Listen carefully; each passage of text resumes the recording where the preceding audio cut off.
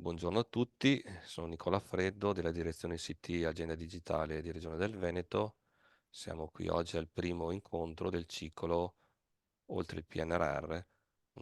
Abbiamo organizzato questo ciclo di 4 incontri per aiutarvi ad affrontare le sfide della trasformazione digitale. Parto subito con la condivisione della presentazione, come al solito, così vediamo i lavori della giornata e come ci organizziamo. Spero che si veda tutto bene, datemi una conferma. Sì, Sì, si vede Nicola. bene Nicola. Grazie. Ora, come dicevo, questo è il primo incontro che tratterà la nuova gestione delle notifiche in Appio. Il ciclo di incontri oltre il PNRR è organizzato dalla Coalizione per lo sviluppo delle competenze digitali ed ha lo scopo, insomma, di approfondire il nuovo piano triennale dell'informatica 2024-2026 e diciamo, l'impatto che tutti i bandi PNRR hanno avuto sui processi, sugli enti pubblici. Le altre giornate di approfondimento saranno il 4 di aprile, affronteremo il tema dell'identità digitale. L'11 di aprile invece gestire e monitorare i servizi e i costi del cloud, e anche ci sarà un punto sulla sicurezza. E infine il 9 di maggio i servizi digitali come bene in comune, quindi qui parleremo dei portali, ma anche dell'esperienza di Regione del Veneto con i comuni del territorio nella costruzione di servizi digitali.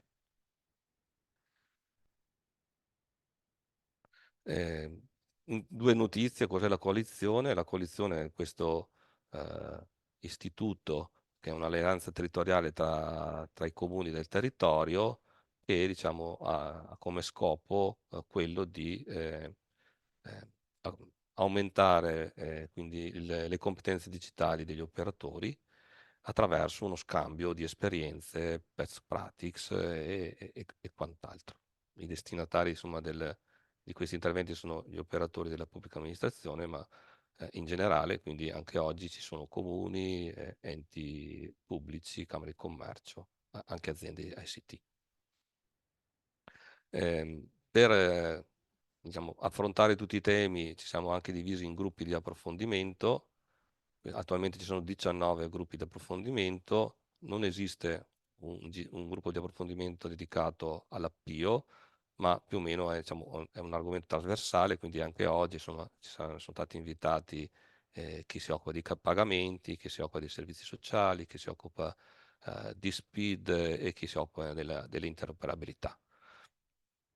Chi è interessato a partecipare ai gruppi può iscriversi attraverso la MyExtranet. MyExtranet è il portale della Regione del Veneto. Andate sotto la voce progetti gruppi di lavoro, individuate il GDA che vi è più di interesse e utilizzate il tasto collabora, come vi autenticate come avete fatto per la registrazione di oggi e chiedete di collaborare, avete delle risposte.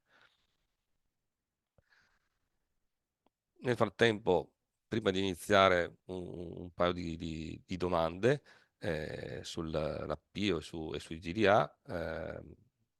Durante l'incontro, insomma, avrete un po' di sondaggi. Utilizziamo questo strumento anche per capire come siete messi, cosa ne pensate. Quindi intervalleremo i vari interventi con dei piccoli questionari. Io direi di fare partire il sondaggio, Federica.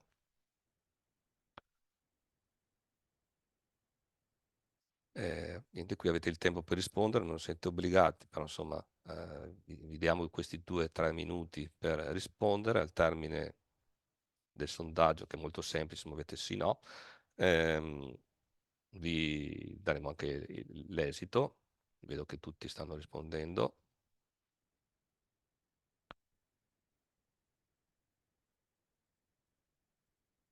Naturalmente la prima è anche una domanda provocatoria: se avete installato sul vostro cellulare Appio, teoricamente dovremmo averlo tutti, ma abbiamo utilizzato anche ehm, per il Covid, per tante altre cose, insomma. E quindi, però vedo, insomma, che per alcuni è ancora uno strumento che non utilizzano. avere avere un'esperienza d'uso dell'applicazione permette anche di fare un servizio poi al cittadino, insomma, spiegargli come funziona, insomma, come sapete, non tutti sono avvezzi. Vedo che qualcuno ha alzato la mano. Se dovete fare domande, usate la sezione domande e risposte. Se sono problemi tecnici, lo scrivete in chat, per favore.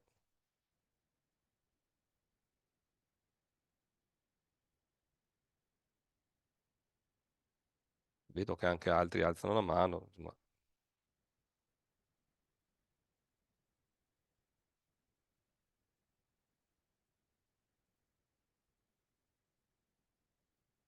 vi prego, insomma, di utilizzare gli strumenti che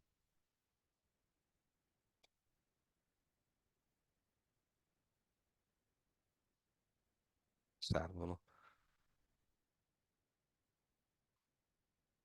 Bene, diciamo che abbiamo raggiunto un buon numero di persone che hanno risposto. Io terminerei il sondaggio e dovreste vedere i risultati. E abbiamo, Stefano dammi conferma, quindi abbiamo un 90, tra i rispondenti, quindi 111 rispondenti, il 94% ha installato l'Appio e quindi sappiamo di cosa stiamo parlando e diciamo che una percentuale di interessati, una buona percentuale interessata a partecipare al GDA. Naturalmente forse non so, è una questione anche di conoscere meglio l'attività e capire come, quanto scusate, interrompo la condivisione, e quanto, insomma, quanto sarete impegnati. Adesso concluso questo breve intervallo, direi che passiamo all'agenda dei lavori. Ora ci sono qui con noi i relatori, il piano triennale per l'informatica, azioni e scadenze farò io, la campagna di qualità PIO e il nuovo catalogo dei servizi dei comuni sarà presentato da Raffaele Malfer del Dipartimento, del team territoriale del Dipartimento per trasformazione digitale. La gestione dei servizi in Appio di Regione del Veneto sarà presentato da Stefano De Colle. Poi avremo Simone Vicari che ci parlerà di pagamenti, notifiche in Appio, come si configura MyPay e infine un'esperienza di come funziona l'area riservata e il back office. Sarà fatto da un collega, Alberto Bertoldo, del comune di Montebelluna, e che porterà la sua esperienza nell'utilizzo dell'area riservata. E infine poi c'era uno spazio alle domande e risposte. Quindi iniziamo il piano del triennale 2024-26, nuovo, è stato approvato con decreto del Presidente del Consiglio dei Ministri il 12 gennaio 2024 e un po', ha cambiato un po' la procedura di approvazione rispetto all'anno precedente, che era stato fatto con una semplice ehm, circolare.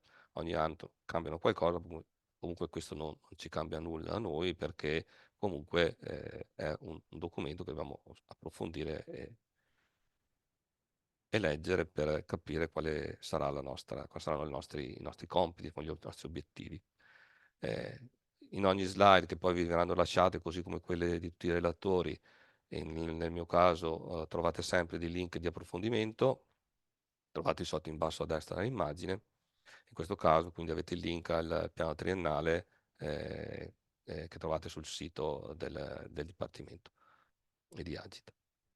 Cosa è cambiato rispetto al precedente?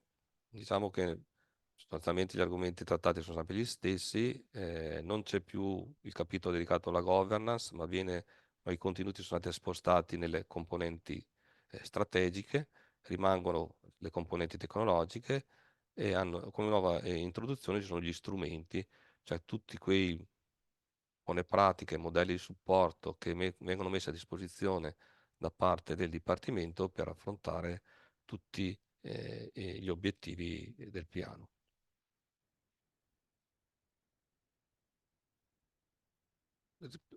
all'inizio ci sono tutti gli 11 principi guida rispetto all'anno precedente, per ognuno sono stati definiti, oltre al principio, una definizione delle norme. Nel caso nostro il primo principio guida è quello che forse ci interessa di più, lo ricordo a tutti, cioè digitale e mobile come prima opzione. Quindi qual è l'obiettivo? Che le pubbliche amministrazioni, quando devono erogare i propri servizi pubblici in digitale, devono essere eh, fruibili anche su dispositivi mobile. Questo vale sia, diciamo, per Appio, ma in senso più lato, naturalmente significa che tutte le volte che eroghiamo anche un portale o un servizio, devono essere eh, visibili da un dispositivo mobile senza difficoltà. L'Appio è trattata in particolare del capitolo 4, quello delle piattaforme. Ricordo che le piattaforme nazionali sono PagoPA, Appio Send, SPID, CIE, Noi PA, il fascicolo sanitario elettronico, SUP e SUE. Quindi tra tutte queste piattaforme, Appio è l'app dedicata ai servizi pubblici, definizione che è data anche sul sito, è un unico punto di accesso per interagire in modo semplice e sicuro con i servizi pubblici locali e nazionali direttamente dal tuo smartphone. Punto l'attenzione sul fatto che sono anche i servizi pubblici locali, non solo quelli nazionali, quindi è per questo che è di nostro interesse, sia per l'utilizzo, ma soprattutto per la fornitura dei servizi.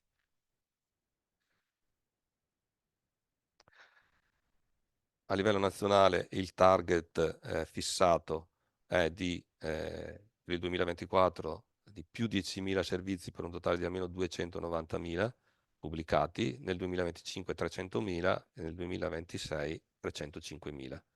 Attualmente i servizi sono già 298.460, questo lo potete vedere dal sito dell'Appio, quindi abbiamo già superato per il 2024 l'obiettivo e il target nazionale. Questo non vuol dire che comunque dobbiamo impegnarci per portarli al numero più alto possibile. Questi fanno parte dell'obiettivo 4.1, migliorare i servizi erogati da piattaforme nazionali e cittadini, imprese ed altre pubbliche amministrazioni. C'è un sotto-obiettivo, l'RA 412, che è incremento dei servizi a piattaforma IO dei servizi pubblici. Trovate pagina 64 del piano triennale. Ci sono poi delle linee istituzionali, cioè quindi sono gli obiettivi a livello nazionale, in questo caso Appio è sviluppato da PagoPA SPA. L'unico obiettivo che è posto, che è a fine dicembre 2026, quindi probabilmente al termine del progetto PNRR, è quello di sviluppare nuove funzionalità per facilitare l'erogazione di servizi, nonché la comunicazione elettronica con i cittadini, quindi notifiche e servizi. Per quanto riguarda invece le linee d'azione per tutte le pubbliche amministrazioni, anche in questo caso l'obiettivo è quello di assicurare l'attivazione di nuovi servizi sulla base dell'attuazione del Piano Nazionale di Ripresa e Resilienza. Quindi non ci sono grosse novità, se non quello di portare avanti il progetto PNRR a cui i comuni hanno aderito. Attualmente ci sono attivi sull'Appio 15.792 enti di tutto il territorio nazionale. Adesso io avrei terminato insomma col mio intervento, come vedete molto breve, ma insomma per darvi una panoramica dove trovate informazioni sull'Appio, sul piano triennale. Prima di introdurre le, ma forse noi possiamo farlo anche dopo, io direi a questo punto di dare la parola a Raffaele Malfer. Non so mai Raffaele se è Malfer o Malfer. E, Dico ma e, ferma. ok.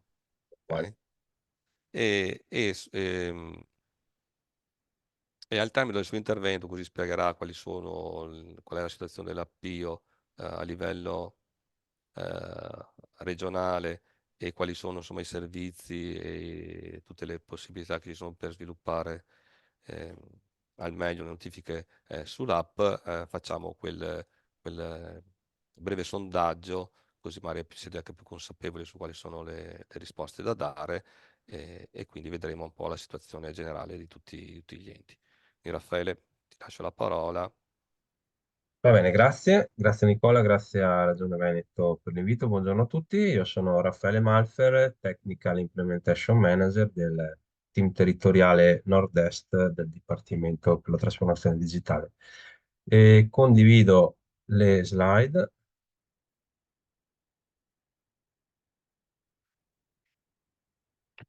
Ditemi gentilmente se si vede Sì, bene. perfetto, puoi proseguire. Ok, allora farò un rapido accenno ai numeri, al flusso di asseverazione, per poi, come prevede il programma, parlare della campagna qualità PIO e dell'introduzione del manuale e del catalogo di servizi.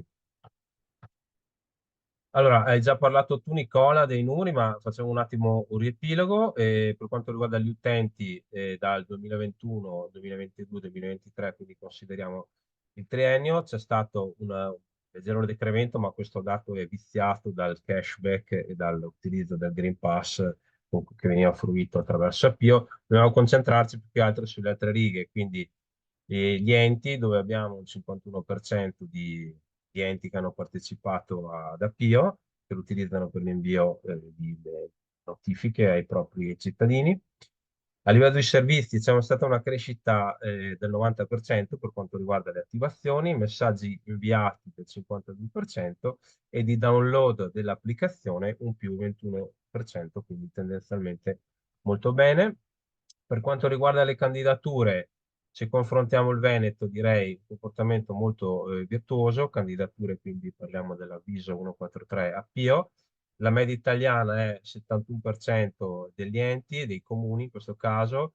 Come Nord-Est siamo al 69%, come Veneto vediamo che siamo al 77%. Il totale dei progetti è 433, 42 in verifica, da avviare 36, già avviati 122, in asseverazione 130 e anche 3 già liquidati.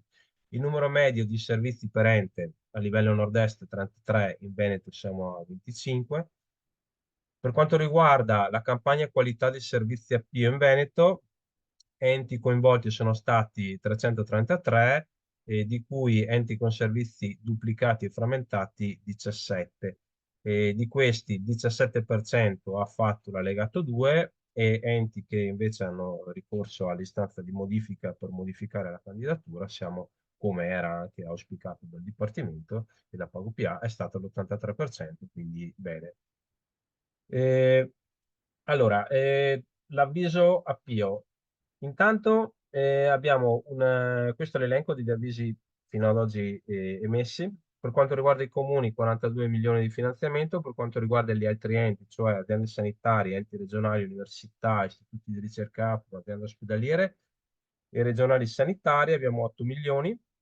Tre avvisi emessi, di cui quello ponte di novembre 2023 per i comuni e due avvisi emessi per gli altri enti.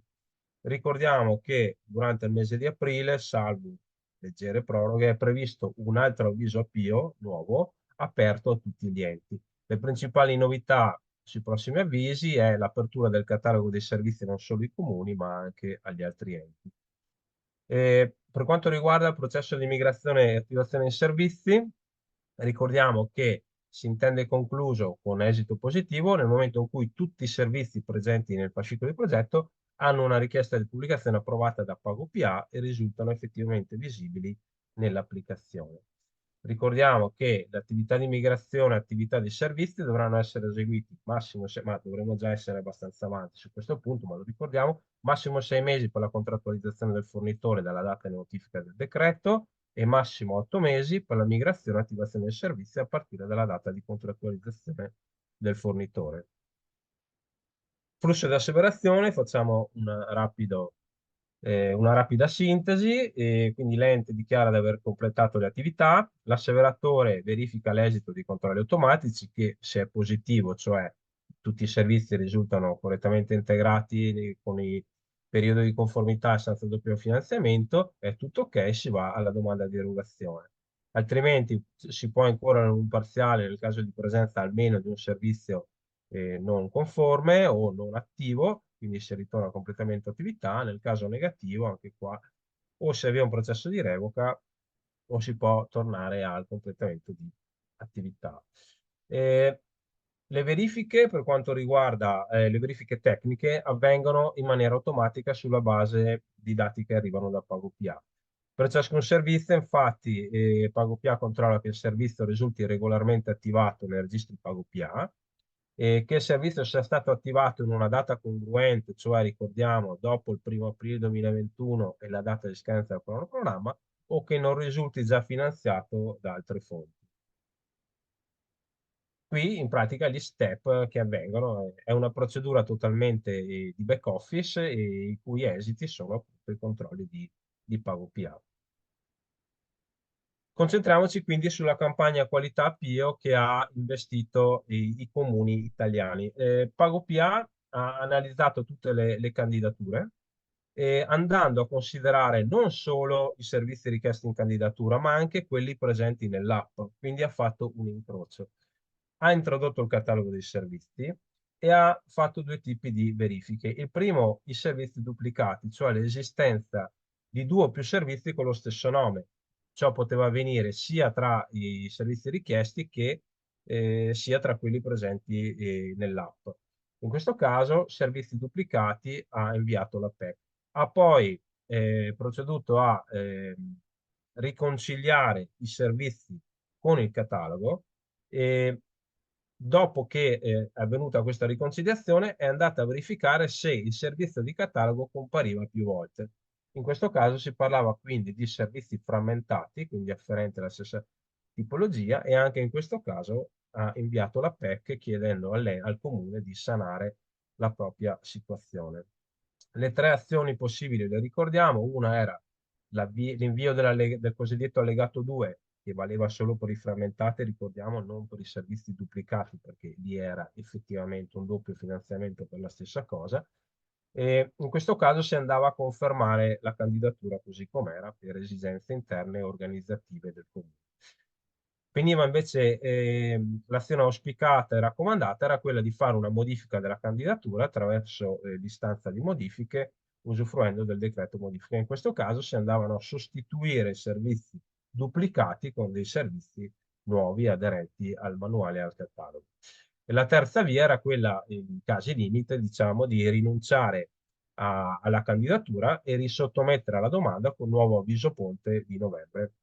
L'obiettivo ovviamente era di fare una campagna qualità per arrivare a uniformare nel tempo tutti i servizi sia al manuale che al catalogo, perché effettivamente c'è stato un periodo di transizione in cui magari per mancanza di informazione o magari perché per fretta di partecipare agli avvisi c'è stata una nascita esponenziale di servizi che hanno creato queste duplicazioni e quindi era necessario, seppur doloroso, intervenire per fare questa pulizia, per dare un servizio coerente al cittadino.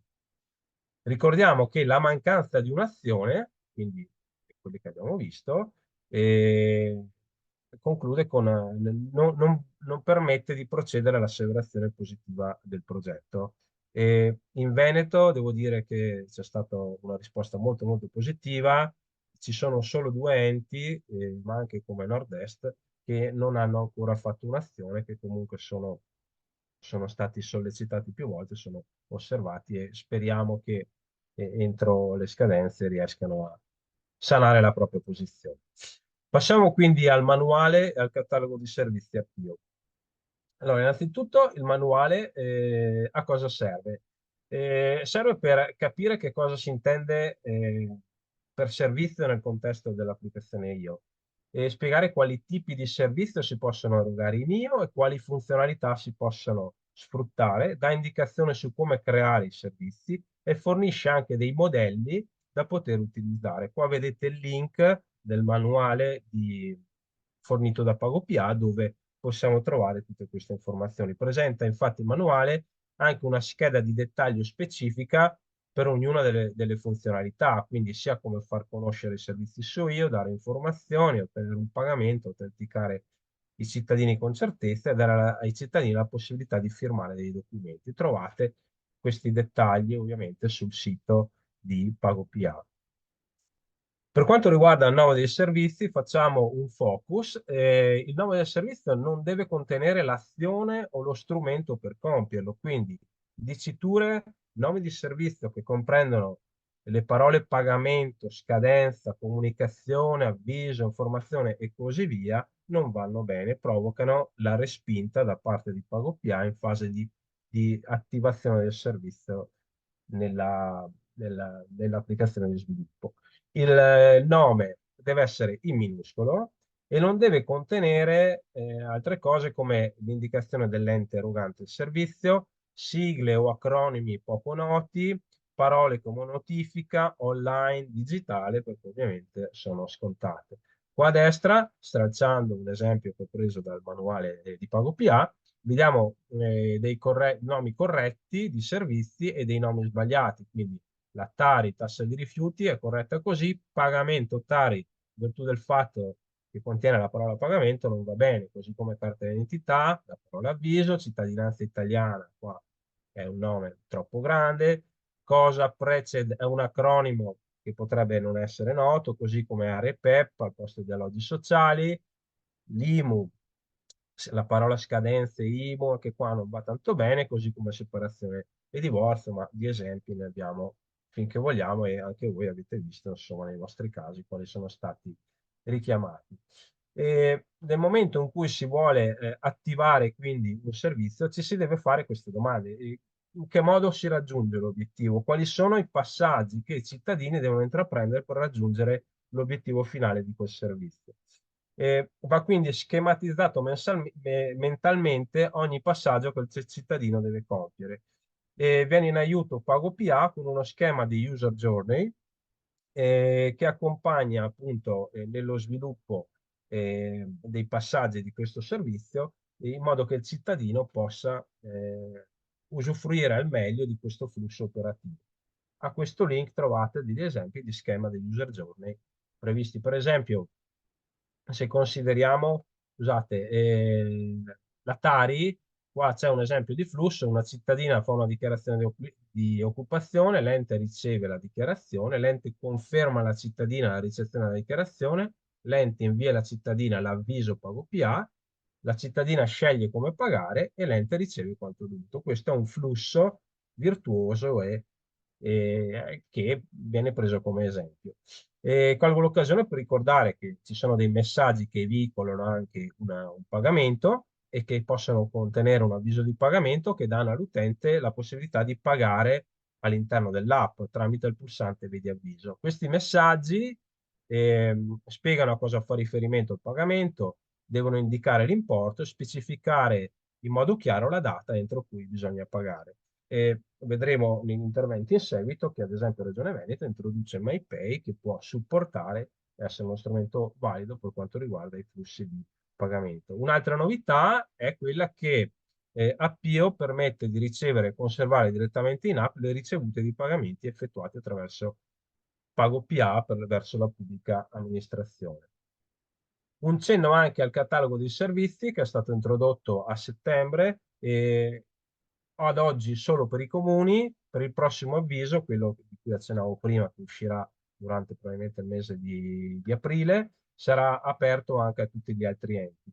Ad oggi prevede 96 voci, di cui 16 voci argomento altro, dove l'argomento è quello che vediamo per esempio a destra, ambiente animali, e altro è invece proprio è scritto altro, laddove non si riesce a incastrare in un nuovo del servizio preciso.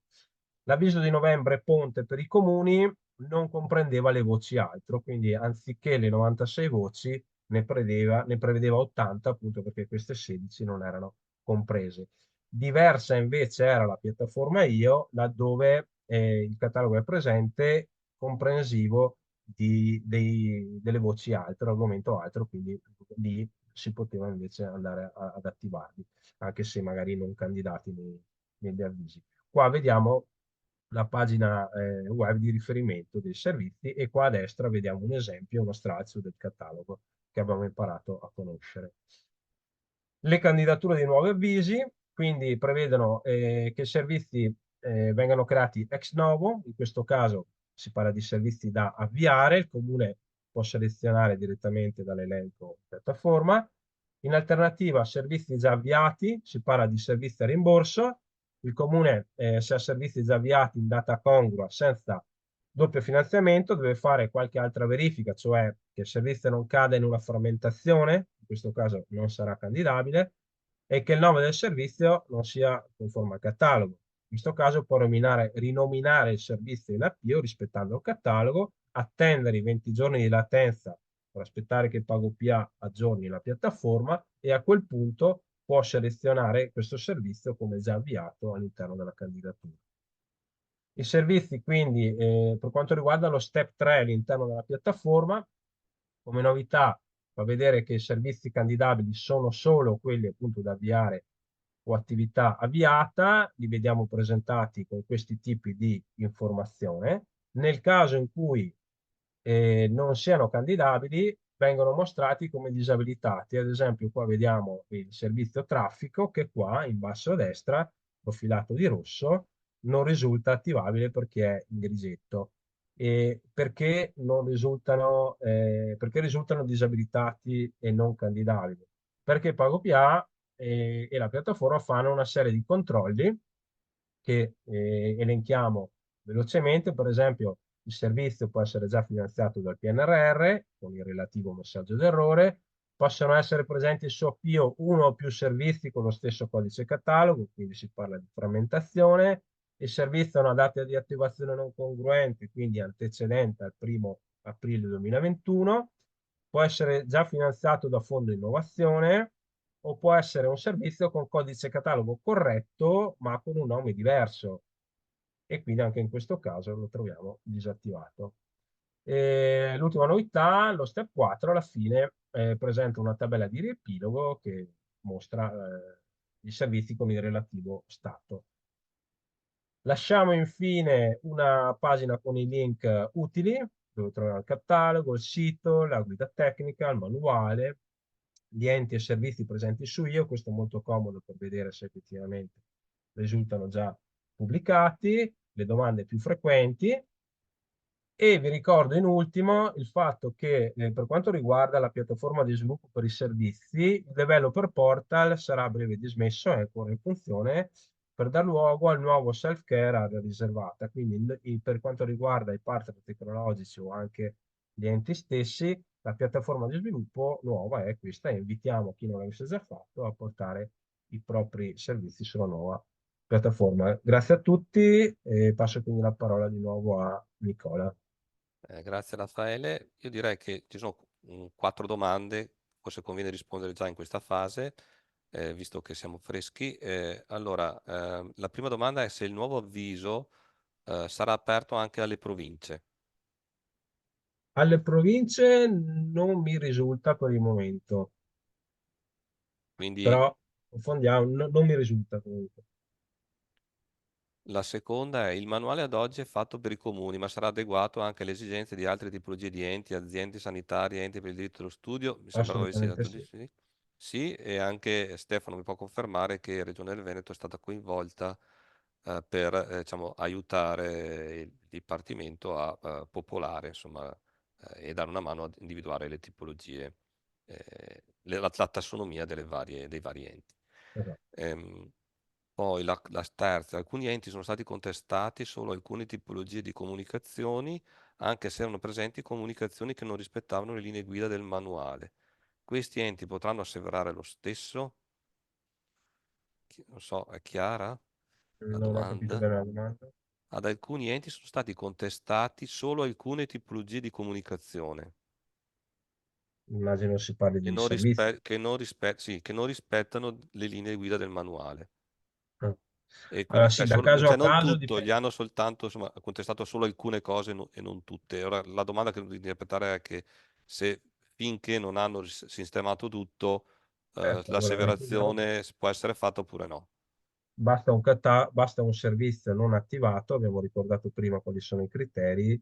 Per quanto riguarda la verifica tecnica, avviene in back office. Se PagoPA riesce a fare il matching tra il servizio, riesce innanzitutto ad attivare il servizio in app e dopo vede che c'è corrispondenza che devono avere lo stesso nome assolutamente.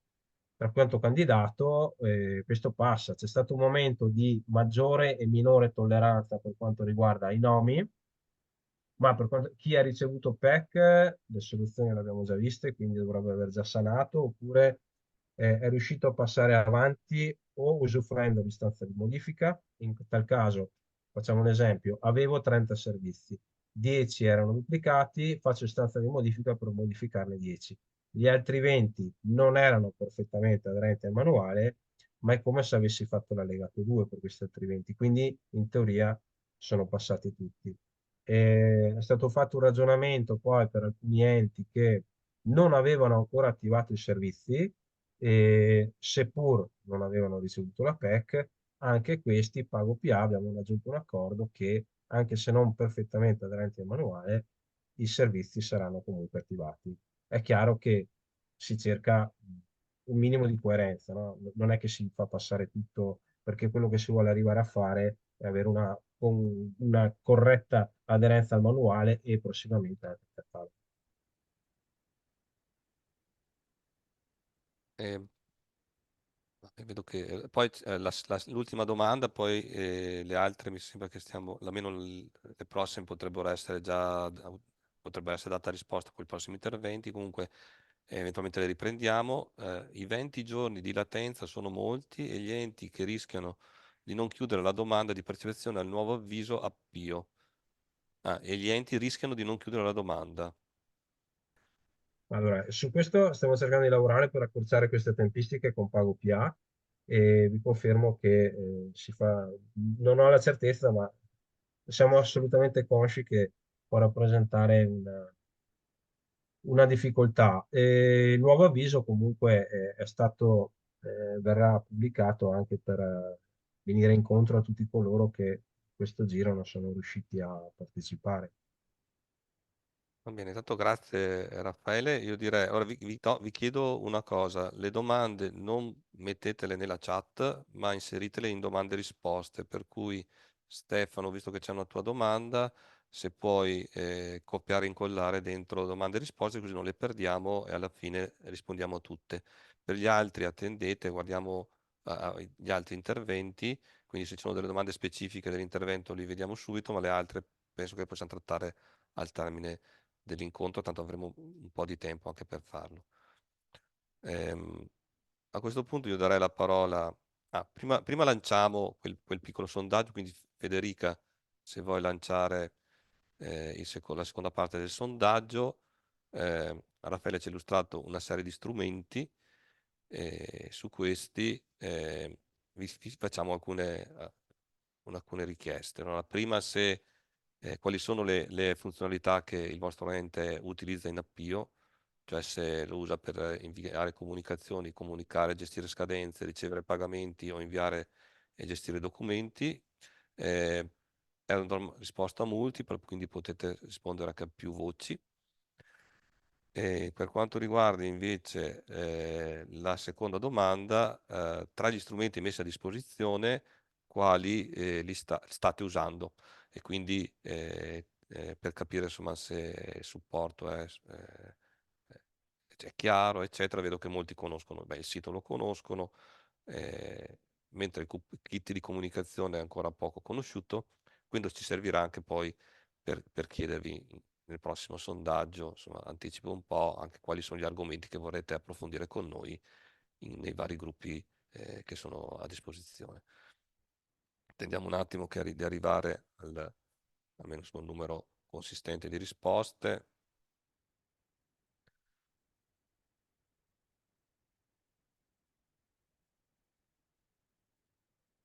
Tanto ringrazio tutti che siete così, siete attivi, che ci date un po' di feedback.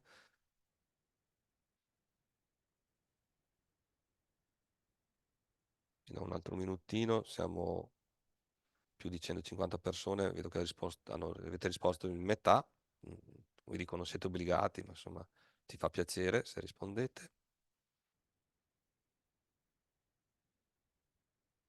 Va bene, diciamo che le risposte sono stabilizzate, io direi di terminare il sondaggio e lo condivido i risultati. Dovreste vedere tutti i risultati. Allora, ehm, vedo che la funzionalità, per esempio, più utilizzate, naturalmente, la notifica in app, le scadenze e i pagamenti. Un quarto non ha conoscenza dell'ente, quindi ha occasione anche magari di approfondire, capire.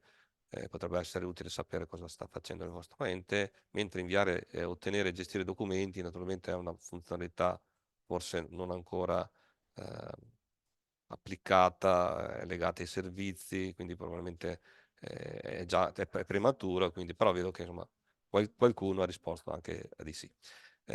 Quali invece strumenti vengono utilizzati? Diciamo che il sito, vuol dire che tutti conoscono il sito dell'app, sanno cercare le varie informazioni, mentre l'area riservata forse è prettamente legata ai tecnici e quindi è anche diciamo, plausibile insomma, che non tutti la utilizzino. Molto utile invece è una funzionalità che è l'elenco degli enti e servizi presenti in IO, cioè se non sapete quali sono i servizi che il vostro ente utilizza nell'app, lo potete cercare nella pagina dei link che vi ha fornito Raffaele e riuscite a capire, anche per fare i confronti con altri comuni, quali sono quelli che potrebbero essere più utili. Interrompo la condivisione e il sondaggio e io passerei la parola a Stefano che ci illustra invece cosa stiamo facendo come regione, insomma, su questo argomento. Buongiorno a tutti, grazie Nicola. Mi sentite, vero? Perfetto. Sì, perfetto, ottimo, grazie. Ehm, sono Stefano De Colle, Regione del Veneto, Direzione ICT e Agenda Digitale. Il mio compito oggi è quello appunto di presentarvi quello che sta facendo la Regione del Veneto, appunto per quanto concerne Appio, soprattutto per offrire agli enti quello che è un proprio ruolo, direi, di affiancamento in particolar modo a quegli enti che hanno dimensioni piccole o medio-piccole, quindi magari non sono strutturati per riuscire a gestire in totale autonomia quella che è appunto la creazione, la modifica, o in ogni caso quello che riguarda Appio lato ente. Dico questo lo chiariremo meglio appunto nelle slide che sto per presentare e che provo a condividere. Allora, vediamo un po' se ce la faccio. Allora, il layout, andiamo su schermo, eccolo qua. Chiedo cortesemente conferma che state vedendo. Perfetto, Stefano. Perfetto, ottimo, grazie. Bene, allora, quello che... Vediamo se riesco anche ad andare avanti. Perfetto. Quello che vorrei così presentarvi oggi riguarda queste tematiche. Quindi, da un lato, innanzitutto faccio una premessa. Dico che Regione del Veneto dal 2021 ha sottoscritto un accordo con PagoPA e tramite questo accordo Regione assume un ruolo, direi, quasi di aggregatore nella creazione e nella gestione dei servizi in Appio per conto degli enti del territorio. Quindi, sulla base di questo accordo, Regione del Veneto può in qualche maniera agire per conto o assieme, insomma, in affiancamento agli enti per fare che cosa? Ma può agire per generare dei servizi su Appio, può intervenire per collegare i prodotti della piattaforma MyStar ad Appio, prodotti come MyPay, MyPortal, eccetera. Può intervenire, questo lo vedremo meglio poi nelle slide successive, anche se il servizio non dovesse essere creato da Regione. E poi si mette a fianco degli enti e degli eventuali partner tecnologici degli enti per mettere a disposizione delle specifiche funzionalità verso Appio qualora gli enti o i loro partner non disponessero già di funzionalità di dialogo diretto con l'app. Proviamo ad approfondire un po' meglio questi punti.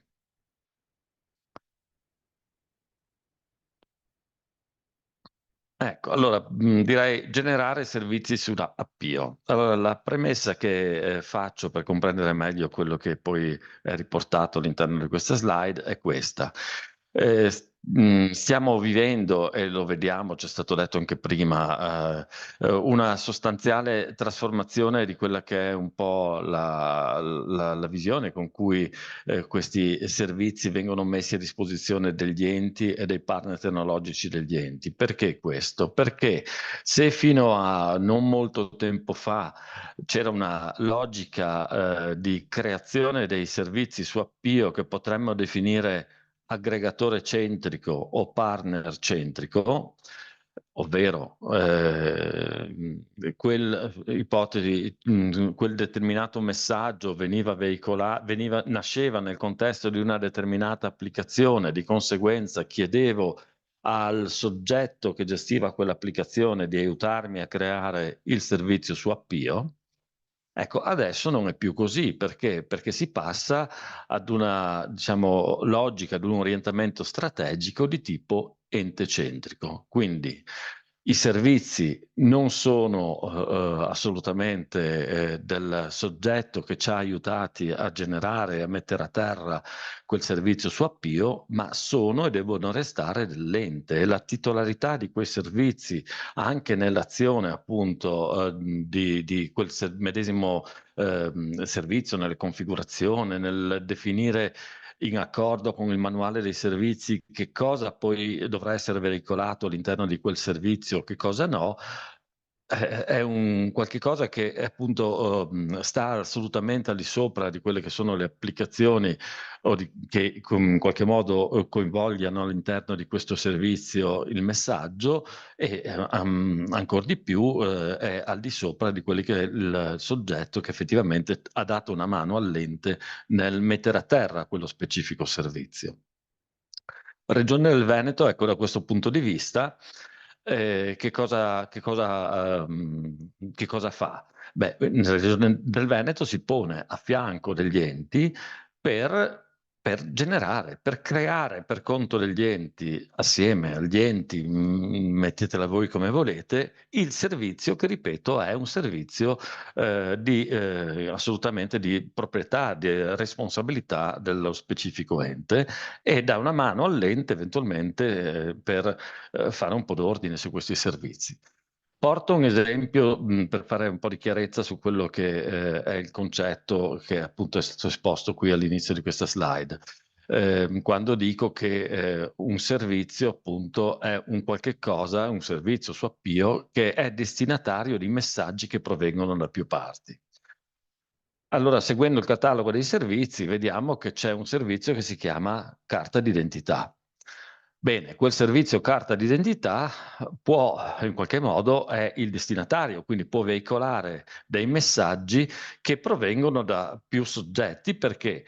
Perché quel servizio può veicolare un messaggio, ad esempio, relativo alla scadenza della carta d'identità di un cittadino.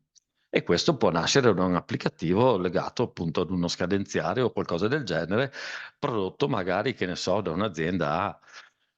Poi quel servizio può essere appunto destinatario di un messaggio che riguarda la prenotazione di un appuntamento da parte del cittadino che vuole rinnovare la carta d'identità. E magari subito dopo anche il cittadino, una volta che si rivolge all'ufficio, quel servizio può veicolare l'avviso di pagamento di un dovuto relativo appunto al rinnovo della carta d'identità, e qui magari può subentrare, che ne so, un'applicazione regionale tipo MyPay. Ecco, questo per dire che nel concetto attuale di servizio su Appio non c'è più un legame applicazione-servizio, ma c'è il concetto di servizio e c'è il concetto di più applicazioni che debbono veicolare all'interno appunto le loro comunicazioni, i loro messaggi. Allora, in questo ruolo appunto di generatore dei servizi su Appio assieme o per conto degli enti, che cosa fa Regione? Beh, allora, interagisce con l'ente, e l'ente che necessita di un servizio su Appio si rivolge a Regione del Veneto chiedendo la creazione del servizio in accordo con il catalogo tassonomico dei servizi, in questo caso per i comuni, e appena ci saranno per le altre tipologie di ente. Regione del Veneto, nel suo ruolo di aggregatore, per conto appunto dell'ente, genera il servizio e fornisce anche le chiavi del servizio all'ente. Questo proprio perché quelle chiavi possono essere utili a veicolare all'interno di quel servizio anche messaggi di terzi. Poi Regione del Veneto, in accordo con l'ente, configura gli applicativi della piattaforma MyStar perché veicolino dentro quel contenitore i relativi messaggi, e l'ente, come dicevamo prima, può condividere al bisogno le chiavi affinché anche altri soggetti veicolino i messaggi che sono in qualche modo coerenti con quel determinato servizio creato su Appio. Il risultato finale qual è? È che il cittadino trova il proprio servizio su Appio legato allo specifico ente e riceve i messaggi da tutti, indipendentemente da qual è l'applicazione o qual è il fornitore di quell'applicazione che ha generato la comunicazione verso Appio. L'altra cosa che fa Regione è questa, cioè similmente come un servizio appunto può essere creato su Appio da Regione, può essere creato dall'ente qualora l'ente ne abbia appunto abbia la struttura insomma per gestire una cosa del genere, così come anche dai partner tecnologici dell'ente. E quindi è possibile che anche a Regione venga chiesto di veicolare i messaggi che nascono nel contesto dei propri prodotti affinché confluiscano questi messaggi confluiscano all'interno di quel determinato servizio su Appio. Ecco allora che anche in questo caso lo schemino che è stato predisposto è abbastanza, direi, lineare, cioè l'ente che già dispone di un servizio su Appio chiede a Regione del Veneto di veicolare i messaggi prodotti nel contesto di quello che è un'applicazione MyStar, MyPay, MyPortal, sullo specifico servizio su Appio. L'ente, avvalendosi eventualmente del proprio partner, fornisce a Regione del Veneto le chiavi del servizio che permettono appunto questo tipo di veicolazione.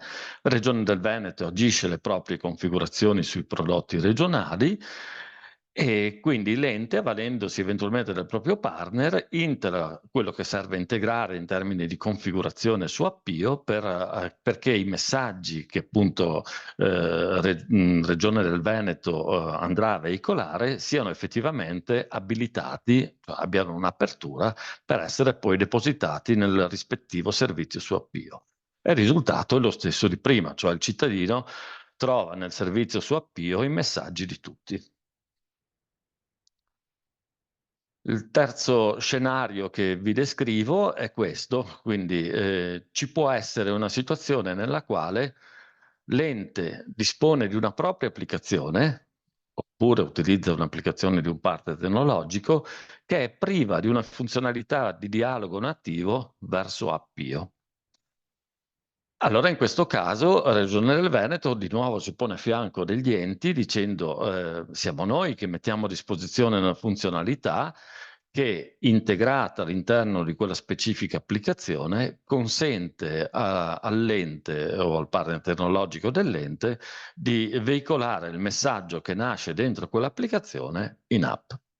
Quindi anche qui schematizzando, l'ente che utilizza un'applicazione A priva di funzionalità di dialogo verso Appio si rivolge alla Regione del Veneto chiedendo di poter fruire delle specifiche funzionalità regionali che noi mettiamo a disposizione gratuitamente. La Regione del Veneto, nel contesto di adesione ai prodotti regionali, mette a disposizione dell'ente questo set di funzionalità che chiamiamo sinteticamente My Notification Hub. L'ente o il partner tecnologico, a secondo dei casi, integrano questa specifica funzionalità nell'applicazione A che necessitava appunto di invio di messaggi. E se poi ci ricolleghiamo al caso di prima, se l'ente ha già il servizio, bene, se non ha il servizio lo chiede a Regione. E il risultato finale è che il cittadino riceve nello specifico servizio su Appio anche le comunicazioni generate nel contesto dell'applicazione A. Ecco, questi sono un po' gli scenari che noi in qualche maniera mettiamo a disposizione per essere a fianco degli enti proprio e supportarli per quanto concerne appunto i servizi su Appio, sia nel caso di creazione dei servizi, sia nel caso di veicolazione di messaggi che nascono da applicazioni regionali su servizi creati da terzi, che nel caso in cui l'ente appunto ha bisogni di funzionalità specifiche che magari non ha a bordo. Alcuni casi d'uso. Ma alcuni esempi concreti di utilizzo dei prodotti e dei servizi della Regione del Veneto, del territorio, nella gestione dei servizi su Appio sono questi, ma sono solo un esempio, perché ne potremmo portare veramente molti. Ad esempio, per quanto riguarda un servizio, direi, abbastanza singolare che mi sento appunto di illustrare, è quello relativo agli avvisi o alle notizie che compaiono sul portale. Ebbene, chi ha portali, quindi l'equivalente di cittadino informato con la nuova dicitura PNRR 141, chi ha portali MyPortal può veicolare, l'operatore dell'ente può veicolare quell'avviso o quella news anche ai cittadini. In che modo? Ma c'è una configurazione particolare dentro MyPA dove il cittadino esprime il proprio interesse a ricevere informazioni che riguardano uno o più comuni, anche per quanto concerne appunto i messaggi inviati dal portale direttamente nei confronti di quel cittadino in app. Un altro caso d'uso è quello che riguarda ad esempio le ASL. Ecco, le ASL del Veneto, molte delle ASL del Veneto, ma non solo, molti comuni dialogano con Appio nel momento in cui viene emesso un dovuto su MyPay. Ma non dico altro perché su questo poi il collega Simone sarà senz'altro molto più profondo e più preciso di me.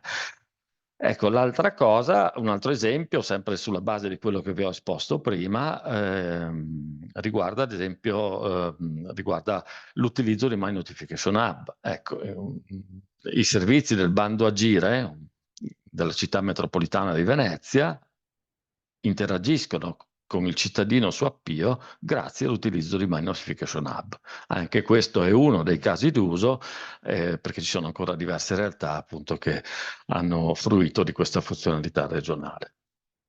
Sono in chiusura, quindi come chiudo? Direi che se avete necessità che riguardano Appio, ci sono dei dubbi, volete un affiancamento perché magari l'ente non ha la forza internamente per riuscire in autonomia a gestire queste cose, tenendo presente appunto di quello che è il cambio di paradigma da aggregatore centrico a ente centrico, ebbene, voi potete, per approfondimenti sui casi d'uso, processi di richiesta dell'ente di creazione dei servizi, configurazione di prodotti regionali, interazione dei prodotti regionali con servizi generati da terzi o uso di My Notification Hub, dialogare con noi.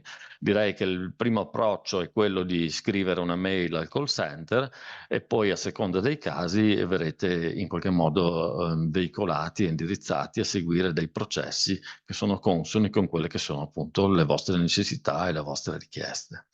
Ecco, io chiuderei qui, vi ringrazio per l'attenzione e resto a disposizione. Grazie, grazie Stefano.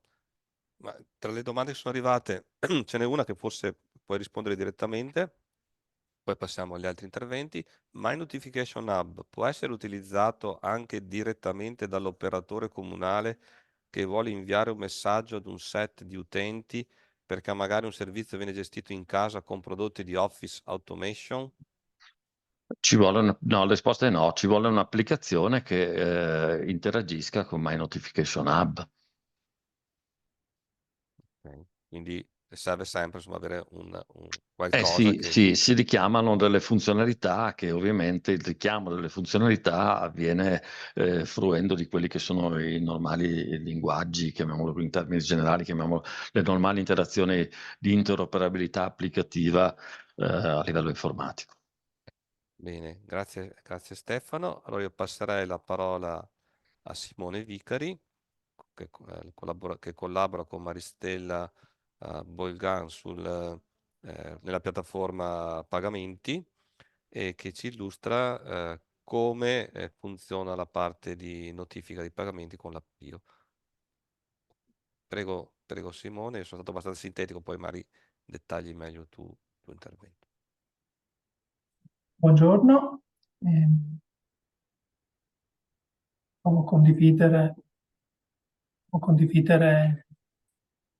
Perfetto, Simone, si vede tutto, puoi procedere tranquillamente. Ok, allora, come ha anticipato Nicola, oggi vedremo, per quanto riguarda i pagamenti e le notifiche in avvio, diciamo, le istruzioni per configurare dei servizi in MyPay anche attraverso dei casi d'uso. E partiamo con lo stato dell'arte. Vediamo quali sono i servizi che possono essere attivati su Appio secondo quanto fatto finora con MyPay, quindi quello che troviamo in questo momento. Diciamo che per quanto riguarda gli enti che non sono comuni, abbiamo attivato quello che era stato chiamato un servizio generico avviso di pagamento. E abbiamo poi una situazione differente per i comuni che hanno aderito al Fondo Innovazione in forma aggregata, in cui sono stati definiti e configurati, oltre al servizio avviso di pagamento, ulteriori 15 servizi che qui in questa slide ho riportato. E per questi comuni l'invio di un avviso su uno di questi servizi è vincolato, diciamo, dal tipo di dovuto scelto su MyPay, quindi utilizzato sul servizio MyPay. Con il rilascio effettuato a fine 2023, il sistema MyPay permette una maggiore flessibilità nella configurazione dei dovuti per il recapito degli avvisi di pagamento in Appio.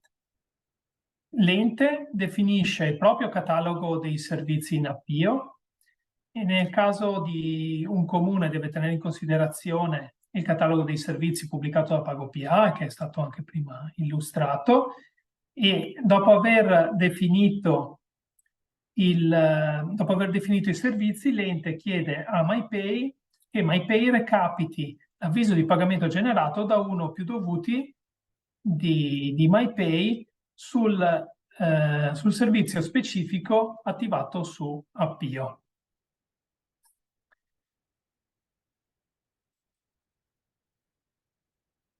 Passiamo a un primo caso d'uso e ne vedremo due. In questo caso d'uso il comune il comune richiede l'attivazione di un nuovo servizio su Appio. Vuole che su quel servizio il cittadino riceva avvisi di pagamento. In questo caso cosa dovrà fare? Aprirà un ticket al call center riportando come oggetto onboarding servizi Appio per i dovuti MyPay. A questa richiesta allegherà, se si tratta di nuovi dovuti, l'informativa ente di MyPay e allegherà inoltre il modulo di comunicazioni per i servizi Appio, in cui andrà a identificare i nuovi servizi e per ciascun servizio indicherà quale o quali dovuti dovranno inviare la notifica.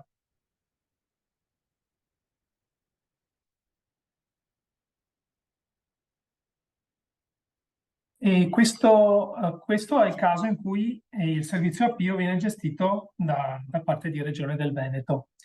E facciamo un esempio. Diciamo che il comune di San Donà di Piave ha attivato su MyPay il servizio mobilità trasporto sostenibile. In questo momento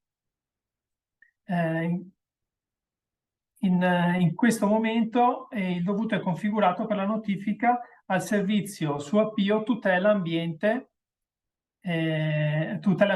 sanità e igiene pubblica.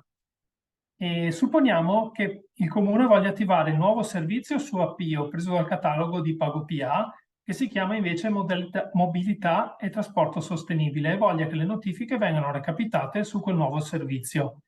Invierà quindi, come abbiamo visto, la richiesta al call center e sono passato alla slide successiva. La Regione del Veneto provvederà a creare un nuovo servizio su Appio e la Regione del Veneto provvederà ad aggiornare sul dovuto di MyPay il mapping al fine di recapitare il messaggio nel nuovo servizio di mobilità e trasporto sostenibile. E questa sarebbe la situazione successivamente all'intervento, per cui il il dovuto di MyPay, mobilità e trasporto sostenibile, andrà ad effettuare le notifiche sul servizio mobilità e trasporto sostenibile. Vediamo ora invece un altro caso d'uso. Il servizio questa volta è gestito in autonomia da parte dell'ente. Il processo è simile a quanto visto prima.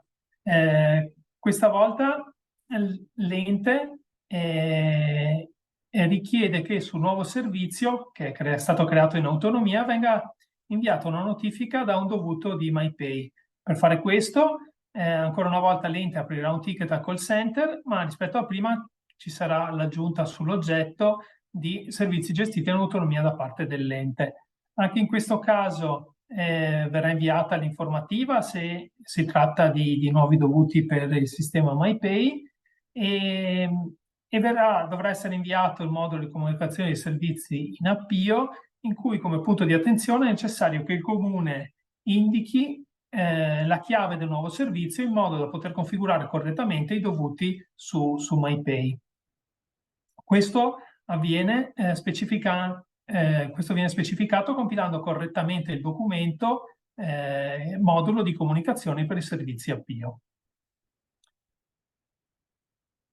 Abbiamo provato a mettere alcune cose da evitare. Diciamo che nel caso un comune decida di gestire in autonomia i servizi, dovrà evitare di eliminare i servizi attivi. Questo perché, ad esempio, non funzionerebbe più il mapping definito con il fondo innovazione tra i dovuti dell'ente e i servizi di Appio. Dovrà evitare di rinominare i servizi attivi, questo perché MyPay continuerebbe a inoltrare messaggi su un servizio con un nome errato. Quindi, prima di effettuare delle modifiche ai servizi attivi, l'ente deve effettuare le opportune verifiche e quindi, nel caso, dover andare a chiedere a MyPay che non invii più notifiche, verificare con il fondo innovazione, eccetera. Come altra sezione abbiamo inserito delle best practice sulle richieste di supporto. In quali casi chiedere il supporto? Se l'ente ha necessità di avere l'elenco aggiornato di tutti i dovuti attivi su MyPay, può scrivere al call center e fare la richiesta. Nell'oggetto della mail specificare che la richiesta di assistenza è per il prodotto MyPay. Se l'ente ha necessità di sapere come sono mappati i dovuti di MyPay sui servizi in Appio, può scrivere al call center e fare la richiesta. Ricordiamo di specificare nell'oggetto della mail la richiesta di assistenza per MyPay. Nel caso in cui non arrivano notifiche di pagamento tramite Appio, prima di tutto invitiamo a verificare un documento che abbiamo scritto che si chiama Condizioni per il recapito degli avvisi di pagamento su Appio. Verificare che le condizioni all'interno siano soddisfatte e se ancora le notifiche non arrivano, allora l'ente può scrivere al call center e richiedere l'assistenza a MyPay, specificando per quanto possibile il problema e dei casi d'esempio. Io ho fatto questa carrellata, chiudo e lascio la parola a Nicola. Grazie Simone. Naturalmente se avete domande ponetele sempre nella sezione domande e risposte. Quindi, dopo aver fatto la panoramica con Raffaele Malfer, poi Stefano De Colli vi ha illustrato quali sono le opportunità offerte dalla Regione del Veneto e infine Simone è entrato nel dettaglio di come richiedere supporto nel caso delle notifiche di pagamenti. Passiamo la parola a Alberto Bertoldo del comune di Montebelluna, il quale si è trovato a gestire tutte queste cose e quindi ci illustrerà quali sono state le difficoltà che ha incontrato, quali sono i modi con cui ha affrontato le varie problematiche e qual è attualmente la situazione e come se ha dei suggerimenti ai colleghi di come affrontare i vari temi e quali sono le questioni ancora aperte che presentano quelle difficoltà. Quindi il panorama, insomma, a raccontarlo è sempre semplice o come complicato, ma sembra affrontabile. Poi Alberto ci dirà adesso come si è trovato a gestire tutte queste cose. Prego, Alberto, ti lascio la parola. Grazie mille, mi sentite? Sì, ti sentiamo. Bene. Sì, è esattamente come hai detto tu, mi sono trovato a dover affrontare un po' tutti questi aspetti e la cosa fondamentale, appunto, nella mia esperienza è stato il fatto che questi aspetti li abbiamo affrontati tempo fa, quando probabilmente tutti questi elementi che avete illustrato, che ha illustrato Stefano con i casi d'uso e Simone con le buone pratiche da seguire, non erano elementi che non avevamo a disposizione. Quindi abbiamo dovuto in qualche modo interpolare ed estrapolare informazioni che non erano sotto il nostro controllo e questo è stato l'elemento di maggior difficoltà. Quindi quello che vedete che illustrerò oggi, più che una parte, diciamo, relativa all'uso dell'area riservata dal punto di vista pratico, che è molto semplice, quindi probabilmente sarebbe inutile e inefficace perderci del tempo. La mia esperienza è su come poi siamo arrivati a gestire i nostri servizi all'interno dell'area riservata, perché è il risultato, diciamo, di una serie di operazioni fatte a monte per prendere un po' il controllo della situazione che era al di fuori, diciamo, della nostra sfera di azione, perché era un po' distribuito fra la Regione del Veneto e altri soggetti che nel tempo erano intervenuti per conto nostro nella configurazione dei sistemi. Vi faccio... Alberto, ti interrompo un attimo. Prego. Riesci ad alzare un po' il volume? Non so se Mi metto vicino al microfono, così, purtroppo... Ok, così va bene, così va viva, benissimo, quindi ha giudicato. devi solo avvicinarlo, grazie. Ok, lo tengo così allora. Vi condivido più che altro per seguire un po' io la scaletta delle cose. Vediamo se riesco a metterlo in schermo pieno. Ok, vedete ora? Sì, sì, Ok. perfetto, perfetto.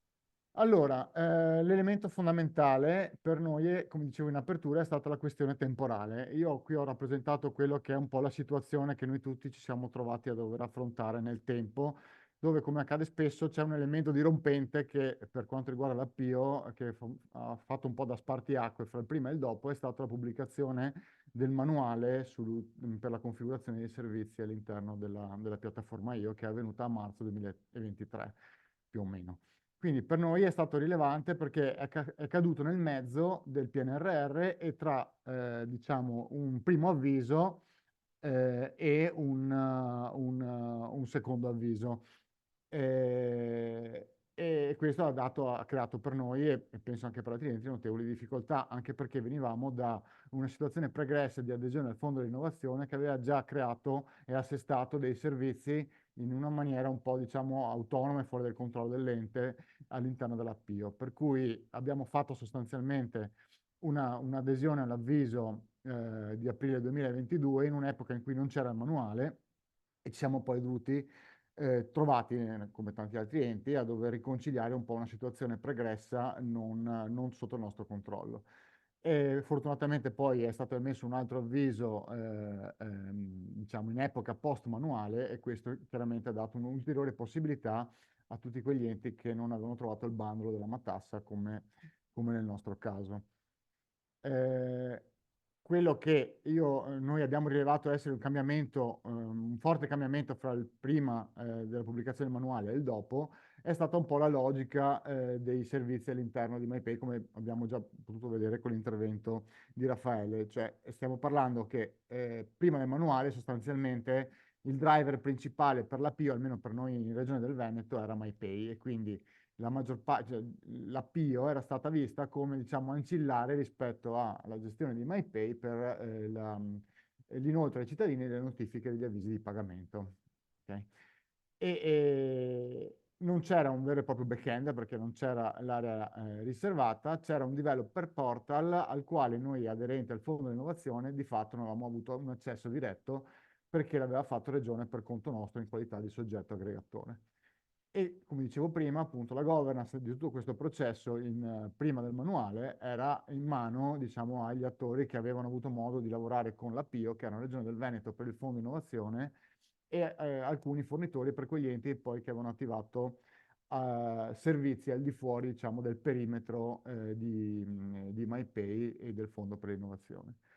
Post manuale invece la situazione è drasticamente cambiata. Abbiamo visto che il driver appunto per l'interazione con Io non è più non sono più i pagamenti, ma è il concetto di servizi.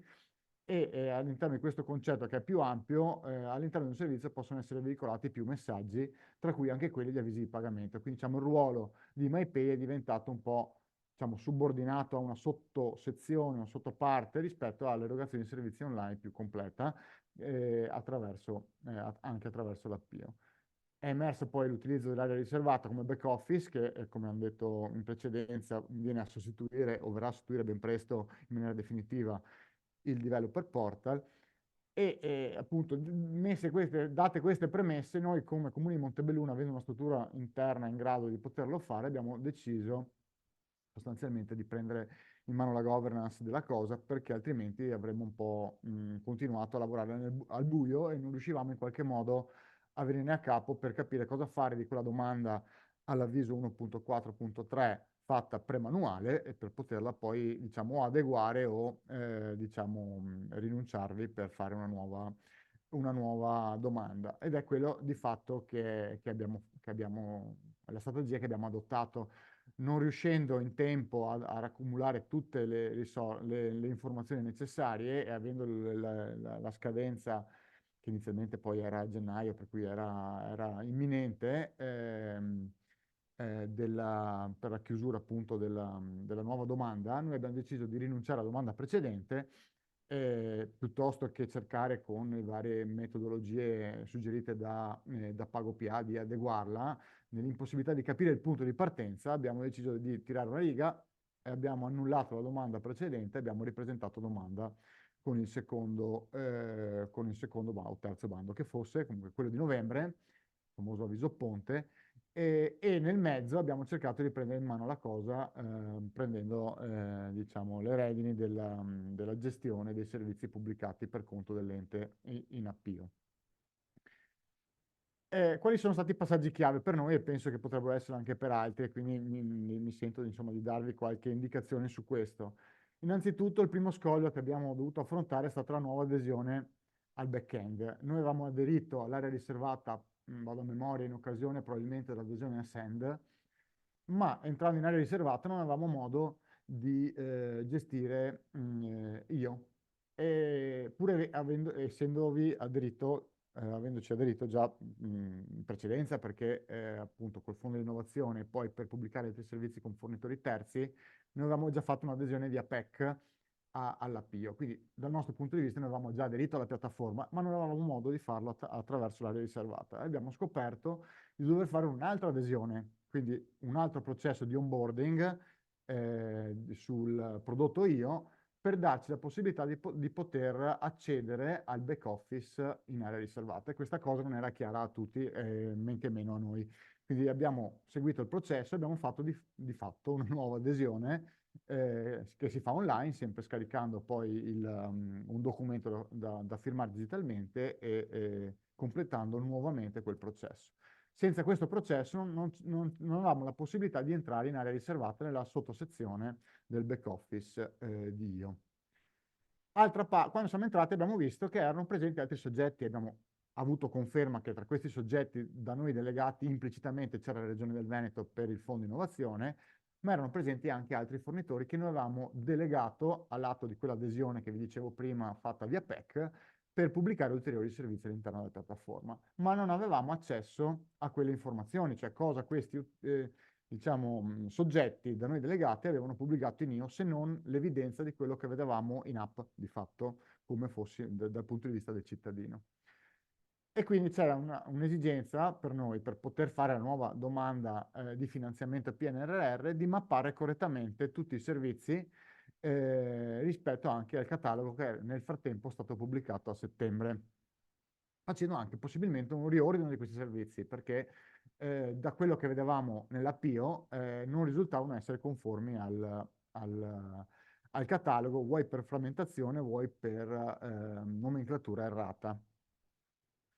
Quindi il primo step che abbiamo fatto entrando, questo è uno screenshot del back office nell'area riservata, abbiamo visto la possibilità di importare i servizi da developer portal e vedevamo i due soggetti, Regione del Veneto e un nostro fornitore. Abbiamo, vabbè, aspettato il più possibile cercando di coinvolgere gli uni e gli altri. In mancanza di risposte in tempo utile per poter fare domanda, abbiamo deciso unilateralmente di importare i servizi da questi due, diciamo, delegati, scoprendo a posteriori poi che questo andava di fatto a togliere il controllo a Regione del Veneto e al fornitore e a darlo soltanto agli amministratori del portale, cioè a noi dell'ente. E beh, poco male, nel senso che era di fatto quello che avevamo intenzione di fare.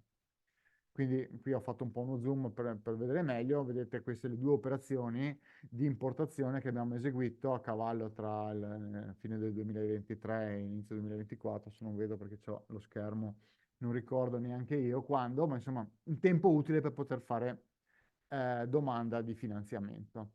Fatto questo, siamo riusciti ad avere all'interno dell'area riservata l'elenco dei servizi, perché altrimenti era vuoto pur essendo pubblicati, perché stavano ancora all'interno del developer portal.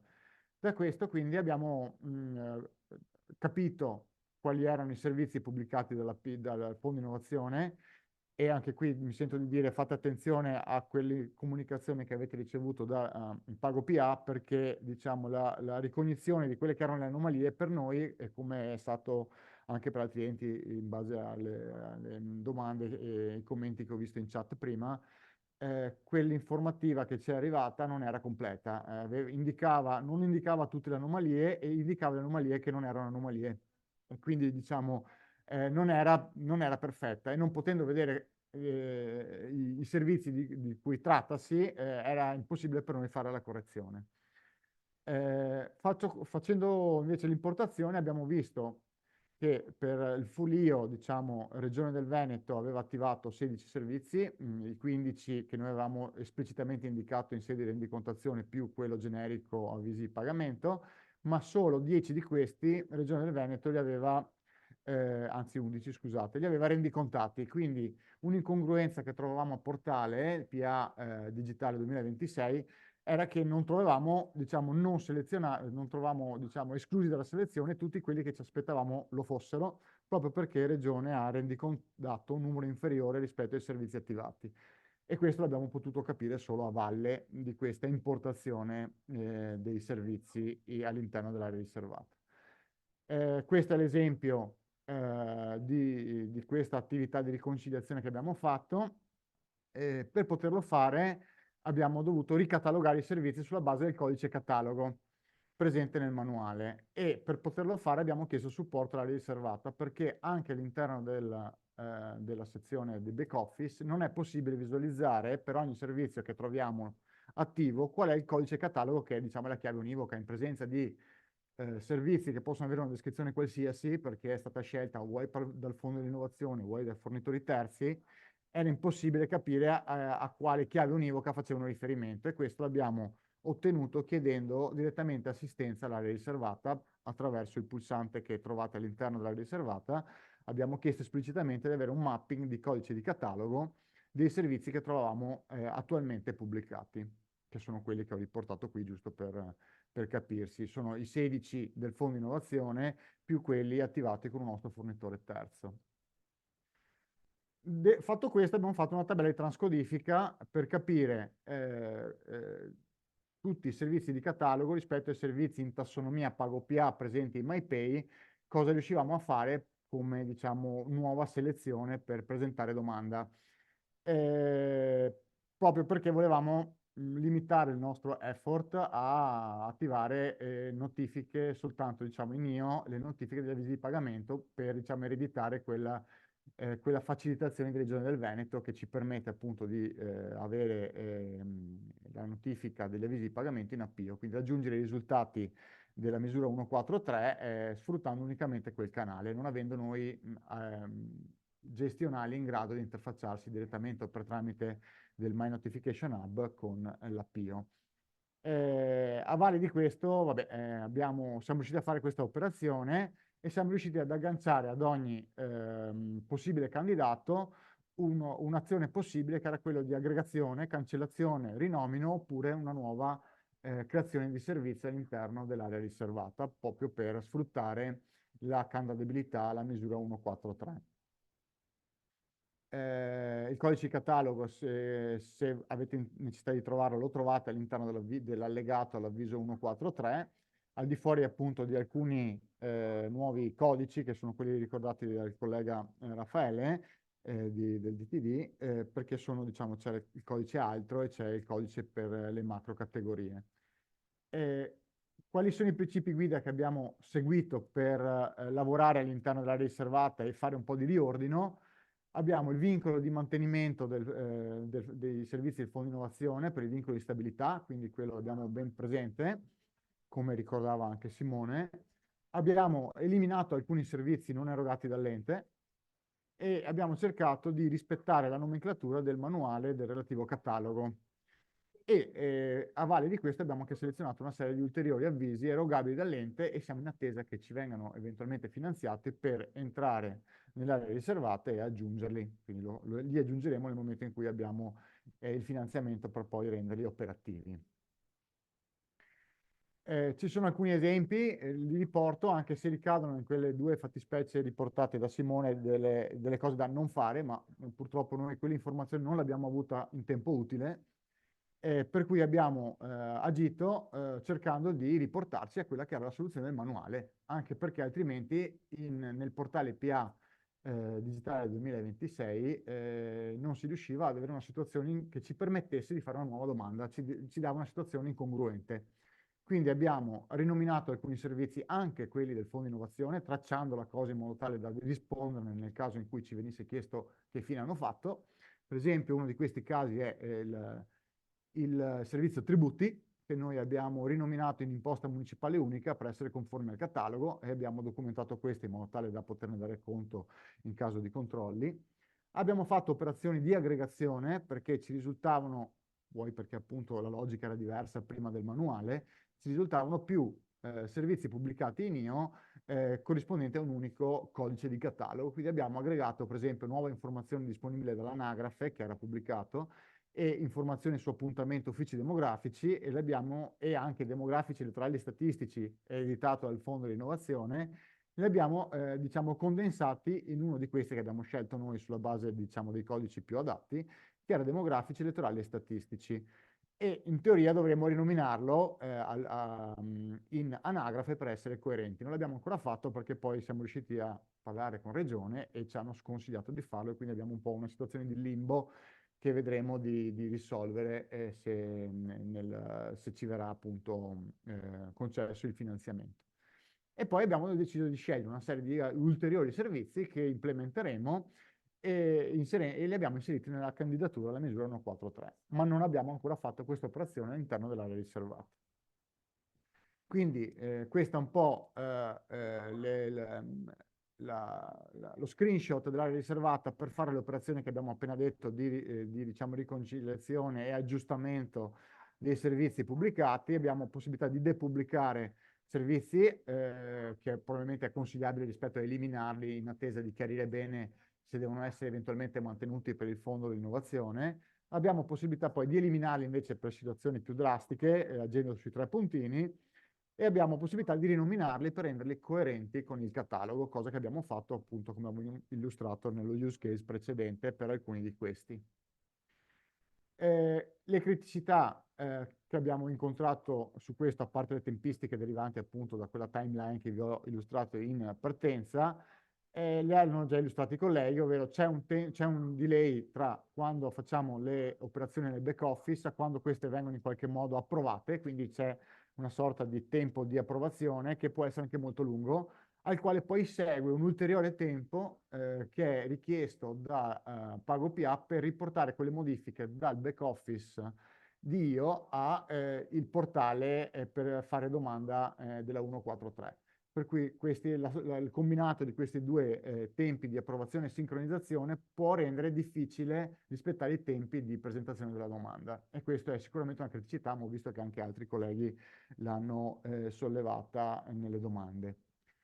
E come ultimo c'è l'onere di governance che diciamo, è transitato da Regione del Veneto che aveva faceva un'ottica di sussidiarietà il lavoro per conto degli enti, per conto degli enti piccoli che non hanno una struttura interna e che andavano, tra virgolette, a traino sulla questione MyPay e notifica avvisi di pagamento, è passata quindi invece direttamente agli amministratori della riservata, cioè a noi, che diciamo è il rovescio della medaglia di avere il controllo della gestione, quindi abbiamo l'onere di tenere poi aggiornata la Regione del Veneto su tutte le modifiche, aggiornamenti e quant'altro, nonché di tenere traccia di quelle modifiche che abbiamo fatto che vanno, diciamo, a intervenire sul fondo per l'innovazione.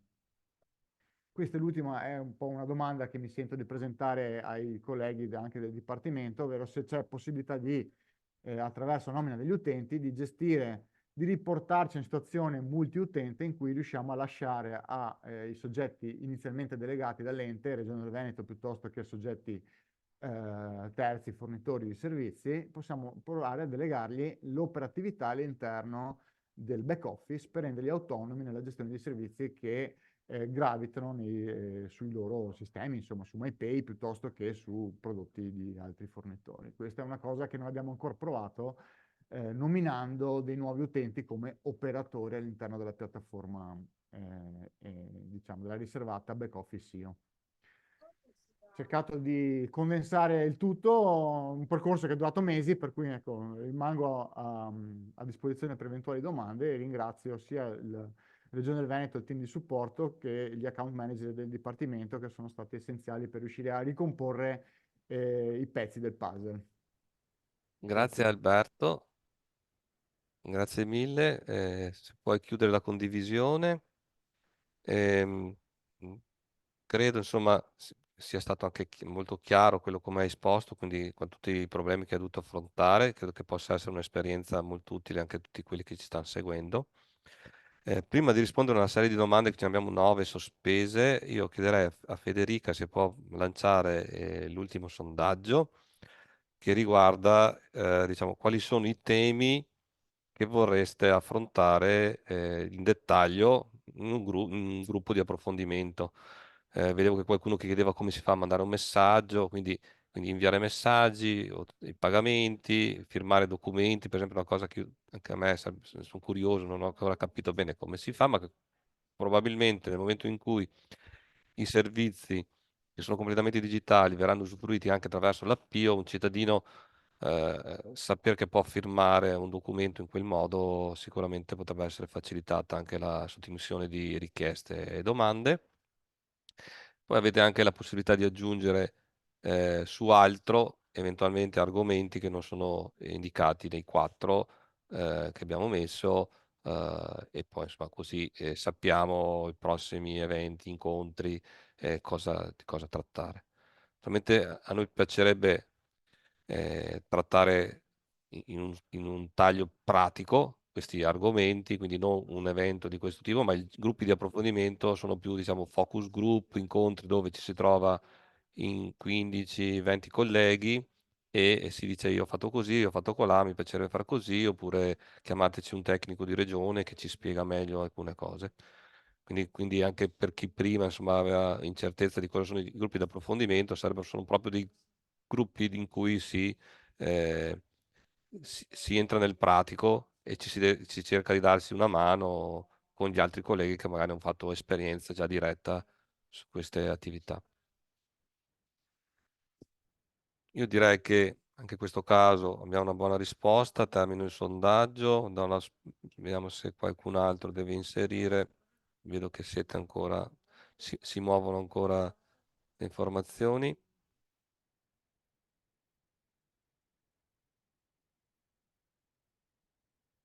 Vabbè, non si sposta più di tanto comunque le percentuali, termino il sondaggio, condivido i risultati con tutti voi, quindi abbiamo che far firmare i documenti, vedo che è una cosa che ha incuriosito e che incuriosisce molti, troveremo anche il modo di affrontare il tema e poi vabbè, inviare messaggi, integrare i servizi, le altre voci più importanti. E sugli altri poi approfondiremo. Abbiamo 8 suggerimenti, quindi troveremo il modo di vedere come affrontare anche i vostri suggerimenti. Interrompo la condivisione, chiudo il sondaggio e a questo punto passiamo alle domande e risposte. Io direi di andare in ordine, probabilmente chi ne avesse delle altre inseritele in coda. La prima Ehm, ci chiedono, c'è modo di vedere da dentro al self-care i propri servizi attivati da soggetti terzi, quali per esempio Regione Veneto per conto dei comuni? Su questo mi sembra che abbia risposto l'intervento di Alberto.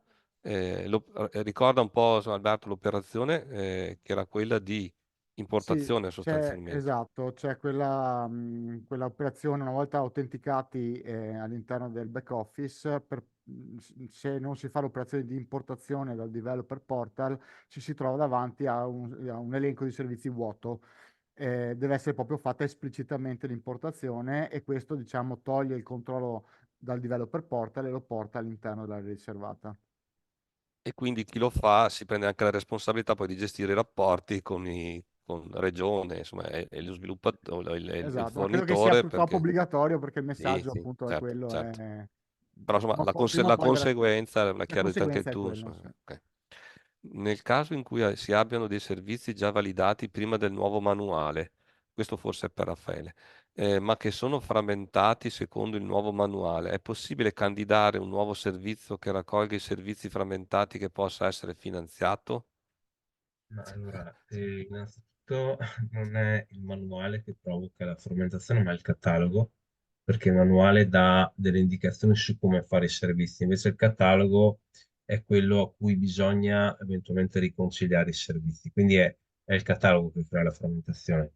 Comunque sì, l'istanza di modifica serviva proprio a questo, cioè ho per esempio due servizi che dopo la riconciliazione fanno capo a una voce di catalogo, no?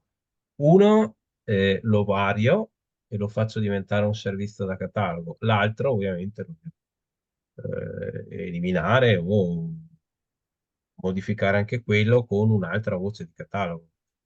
Questo sì, assolutamente. Beh, su questa operazione, Raffaele, nel momento io faccio soltanto, diciamo, una riconciliazione in un unico servizio, ma non creo nessun, come si può dire, non so, una notifica nuova, eccetera, è finanziabile oppure No, ma devo comunque i creare almeno servizi. Cioè, condizioni? se si è creata una duplicazione, cioè una frammentazione, il comune dovrebbe aver ricevuto la PEC, perché comunque è stata intercettata dall'algoritmo di PagoPA. E di conseguenza mi auguro che siano già situazioni già sanate. Qualora durante l'applicazione, per esempio, del decreto modifiche si fosse creato una nuova duplicazione, teoricamente questa veniva già intercettata e non permetteva di candidare il servizio. Quindi è un controllo già in essere e laddove è sfuggito siamo intervenuti noi a segnalare al comune che c'era una situazione di questo tipo perché proprio piace avvertito. Ok. Poi ci sono servizi che potrebbero essere messi a finanziamento, ma di cui non si è sicuri di poter far transitare la notifica, in quanto sono soggetti al verificarsi di determinate ipotesi al momento sconosciute. Per questi servizi si può procedere alla richiesta di finanziamento? Si dice che per tenerli attivi a seguito di futuri controlli bisogna che ci sia almeno una notifica all'anno. Adesso non so, supponiamo che uno faccia un servizio per concorsi pubblici di cui adesso, e però i concorsi io non ne faccio in quest'anno e non lo faccio fino al 2026, però è un servizio di cui ho necessità. Come affrontiamo il tema? Allora, è chiaro che ci sono delle verifiche ex post da parte di unità di missione che va a verificare che effettivamente i servizi siano utilizzati. Bisognerebbe andare sempre a candidare servizi che dopo vengano effettivamente utilizzati. Questa è l'indicazione generale che noi dobbiamo dare. E sul fatto di mantenerli attivi, il consiglio è che nei 5 anni successivi al finanziamento è opportuno che siano attivi ed effettivamente utilizzati. Quindi prima di candidarli è il caso di farsi questa domanda, se effettivamente sono attivi. Sì, quindi insomma, Sono utilizzati. essendo 96, 95, 96, insomma, magari scegliere quelli siamo sicuri che Scegliere quelli che eh, sicuramente saranno utilizzati. sì, perché magari abbiamo un fornitore che ci fornisce un servizio che però, vuol dire, se noi non lo usiamo è inutile, no, candidarlo perché Ah, certo, cioè un eh, conto è superare l'asseverazione tecnica se effettivamente è pubblicato in app ed risulta dal back office di PagoPA effettivamente riconciliato, l'asseveratore lo vede ok e si passa, però se dopo nei 5 anni successivi non viene utilizzato, ricordiamo che ci possono essere le verifiche a campione e quindi è opportuno che siano candidati in domanda a servizi effettivamente utilizzati se vengono finanziati. Dopo, se in app si attivano servizi che poi non vengono utilizzati ma non vengono messi in domanda, il discorso è diverso. Andiamo avanti. Quanto tempo richiede la revisione da parte di PagoPA dei servizi a Pio? C'è un tempo massimo entro cui PagoPA deve dare riscontro all'esito della revisione. No, allora, questo diciamo che c'è un backlog che PagoPA condivide col Dipartimento. La coda era lunga perché ha dovuto PagoPA smaltire tutti quanti le richieste di variazione che sono pervenute dall'inizio della campagna qualità ad oggi. Si sta esaurendo, quindi queste tempistiche si stanno progressivamente accorciando perché è vero che c'era un algoritmo, ma tante volte doveva essere integrato anche da controlli manuali. Di conseguenza, no, non c'è un tempo massimo, diciamo, però eh, vi posso assicurare che PagoPA sta facendo il meglio che può da questo punto di vista. Ma al limite ci si rivolge all'account manager e si chiede qual è la Esatto. situazione, Noi insomma. possiamo dare indicazione del livello di priorità e dare evidenza se è stata effettivamente gestita la richiesta, quando è arrivata e in che tempi è probabile che venga gestita. Questo magari Stefano, non so, o Simone, esistono dei servizi, ad esempio Avvocatura Civica, che sono stati attivati di default dalla Regione del Veneto a molteplici enti, tra cui Mira, ma non corrispondono a servizi reali dell'ente o richiesti. Tali servizi sono attualmente gestiti a livello regionale e per questo non sono stati dall'ente acquisiti in gestione dal portale Self-Care PagoPA. È possibile la loro eliminazione? Adesso io non so qual è questo servizio Avvocatura Civica da dove può essere saltato fuori. Erano tra i pagamenti, qualcosa che riguardava il fondo innovazione, Simone,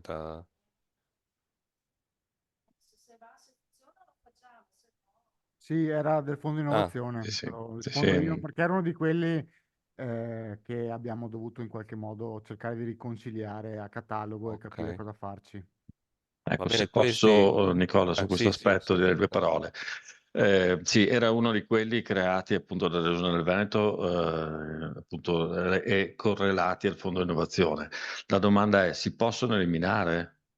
E la risposta è fate molta attenzione prima di eliminare in autonomia o di chiedere l'eliminazione o addirittura anche la rinomina di un servizio. Bisogna prima di tutto capire se quel servizio rientra tra i servizi che in qualche modo sono stati finanziati e formalmente, diciamo, risulta essere un servizio candidato a Sì, sì. finanziamento, perché in quel caso lì la risposta che ci è stata data e che diamo anche e ribaltiamo anche noi è: lasciate quel servizio così com'è dove sta. Cioè, Sì, se sì. quel servizio è un servizio che, facciamo un'ipotesi, le ipotesi sono due sostanzialmente. È un servizio che rientrava tra i 15 servizi generati dalla Regione nell'ambito del Fondo Innovazione? Sì, questa ce la diamo noi come risposta, ve la diamo noi. La seconda risposta è: quel servizio è stato candidato da quell'ente tra gli 10-11 servizi che prima menzionava Alberto, appunto. Ecco, qui va fatta una verifica, nel senso che assieme agli organismi competenti va verificato appunto se quel servizio risulta effettivamente un servizio veicolato tra quei 15 più 1 messi a disposizione della regione. Allora, se non risulta tra quelli che sono stati in qualche modo rendicontati a finanziamento, vabbè, si è un po' più liberi decisamente. ma non si è liberi di cancellarlo immediatamente, altrimenti scatenano tutti quell'insieme di side effect, di effetti collaterali di cui ci parlava prima Alberto, no? Quindi bisogna accordarsi con Regione, vedere, qui poi Simone sarà eventualmente più chiaro di me, andare a farlo togliere da quello che è il collegamento con MyPay, una cosa e l'altra, perché altrimenti viene fuori un pandemonio.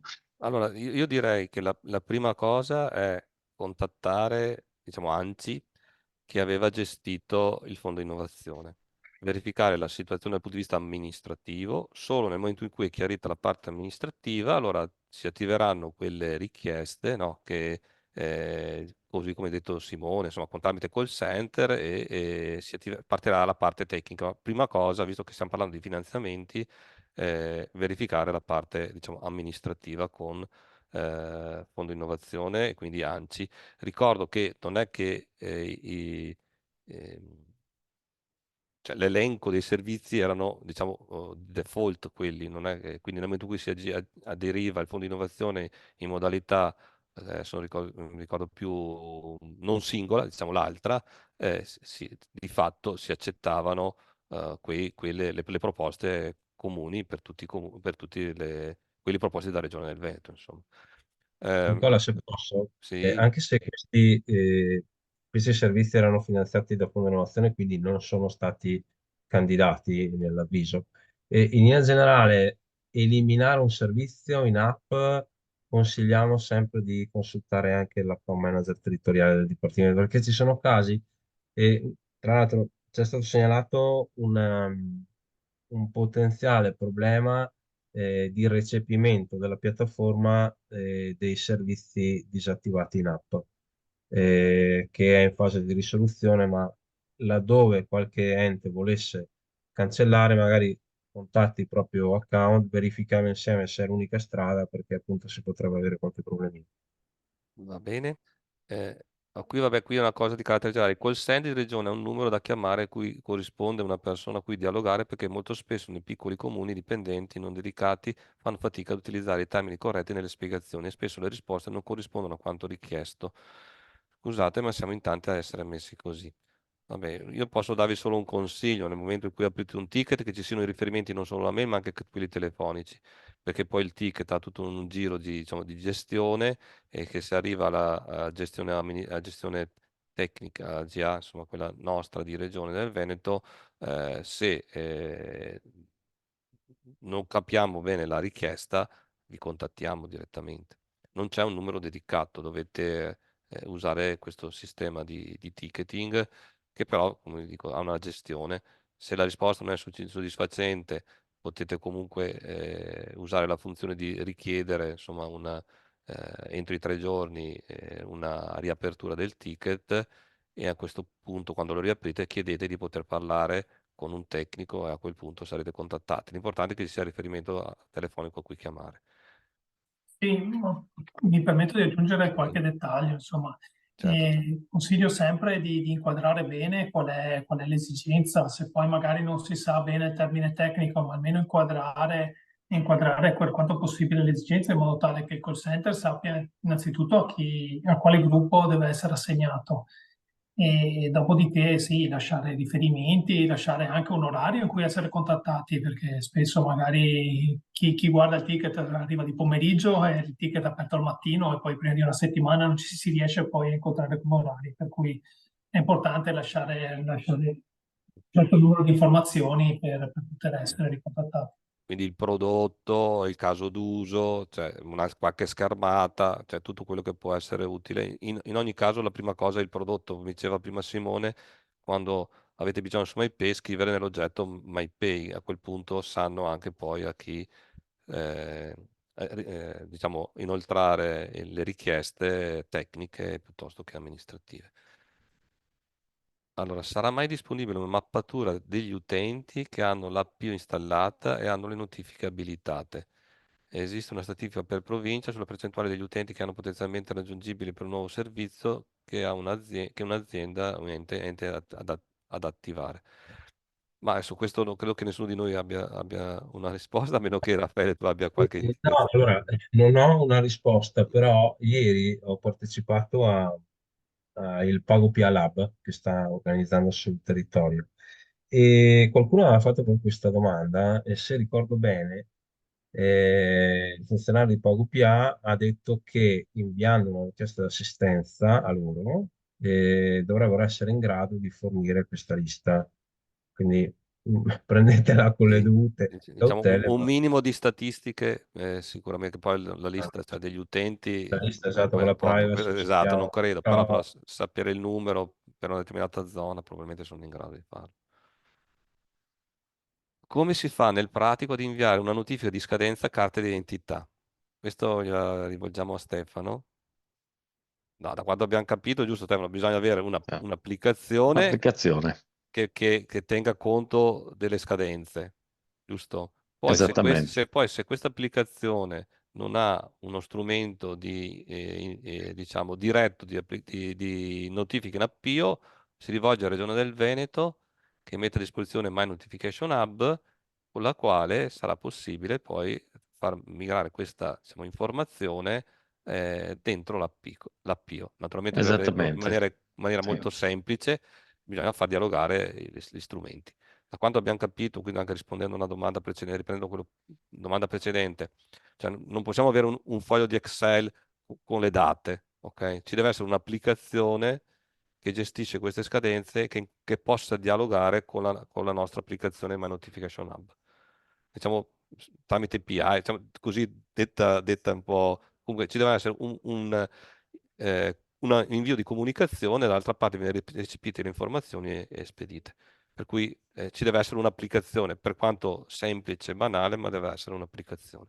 Certo, se posso, giusto Sì, come esemplificazione, io ricordo, io vivo in un piccolissimo comune di montagna, fino a qualche tempo fa il comune, ancora prima di Appio, trasmetteva una lettera di comunicazione in occasione circa 15-20 giorni prima della scadenza della carta d'identità. Lo faceva perché? Perché il proprio applicativo con il quale appunto inseriva i dati e gestiva i dati delle carte d'identità dei cittadini, aveva anche una sorta di scadenziario. Ecco, quello è il punto di partenza.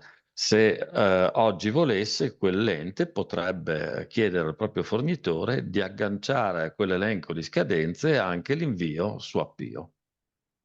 bene. Due domande ultime per Alberto. Una è come si accede al back office?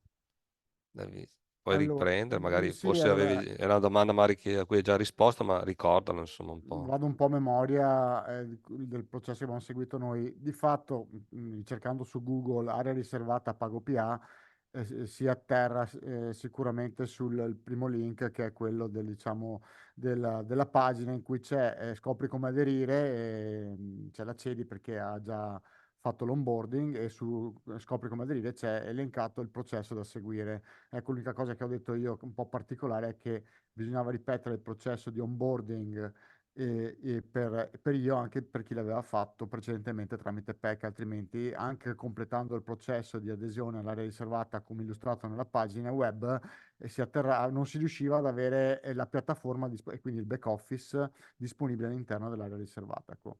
Per il resto invece le istruzioni che si trovano sulla quella pagina di presentazione dell'area riservata sono sufficienti per registrarsi. E poi adesso ho messo in chat anche l'indirizzo delle FAQ dell'Appio e ci sono. Devo rispondere anche alla Ok. seconda? La seconda, sì. Beh, l'abbiamo già vista anche in base a quello che ha detto Stefano prima. Bisogna, come dicevo, e ribadisco anch'io, fare un po' attenzione prima di, diciamo, andare ad agire sui servizi pubblicati dal Fondo Innovazione, soprattutto farlo nel caso in cui sia ben chiaro qual è il quadro dei servizi che sono stati rendicontati in quell'ambito.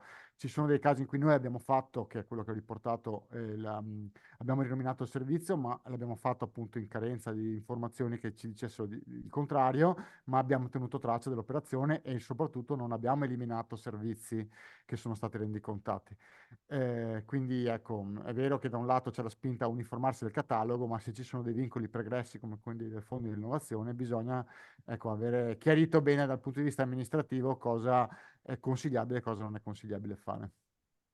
Poi, se la collega vuole contattarmi. Sì, il processo è un po' complesso per riuscire a venirne a capo, ma insomma ci si riesce un po' con la collaborazione che i colleghi di regione hanno sempre dato sul fondo innovazione, e con la collaborazione poi anche di PagoPA si riesce in qualche modo ad avere una visione completa della situazione di partenza, ecco.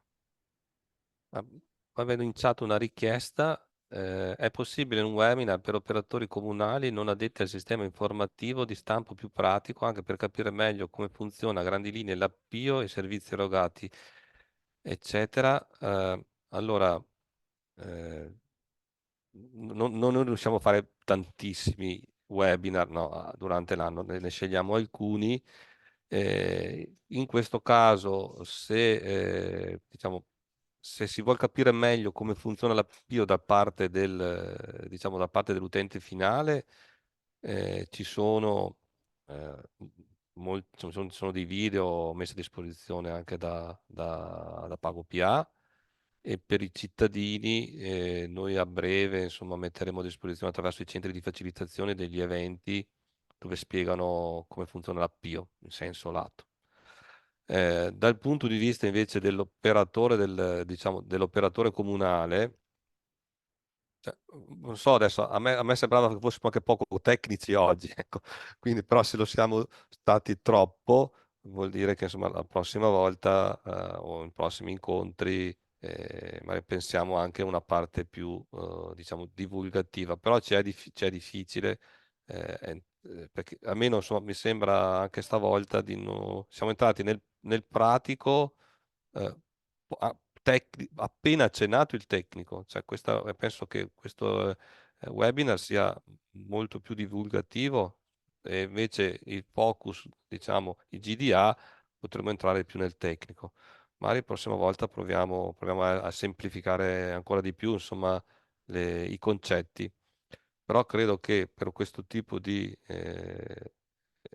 per l'APIO, insomma, le informazioni essenziali sono queste. Poi, guardate, nei 5 link utili che ha dato Raffaele, ci sono, cioè, vuol dire, potete trovare tutte le informazioni sull'APIO che desiderate.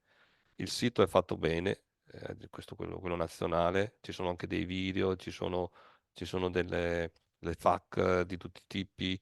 eh, Ognuno di questi, insomma, vi può dare delle informazioni, credo che possa essere sufficiente. Comunque teniamo presente anche di questa richiesta, e magari, non dico un webinar, ma delle pillole informative da mettere su MyExtranet o su altri servizi potrebbe essere un'idea.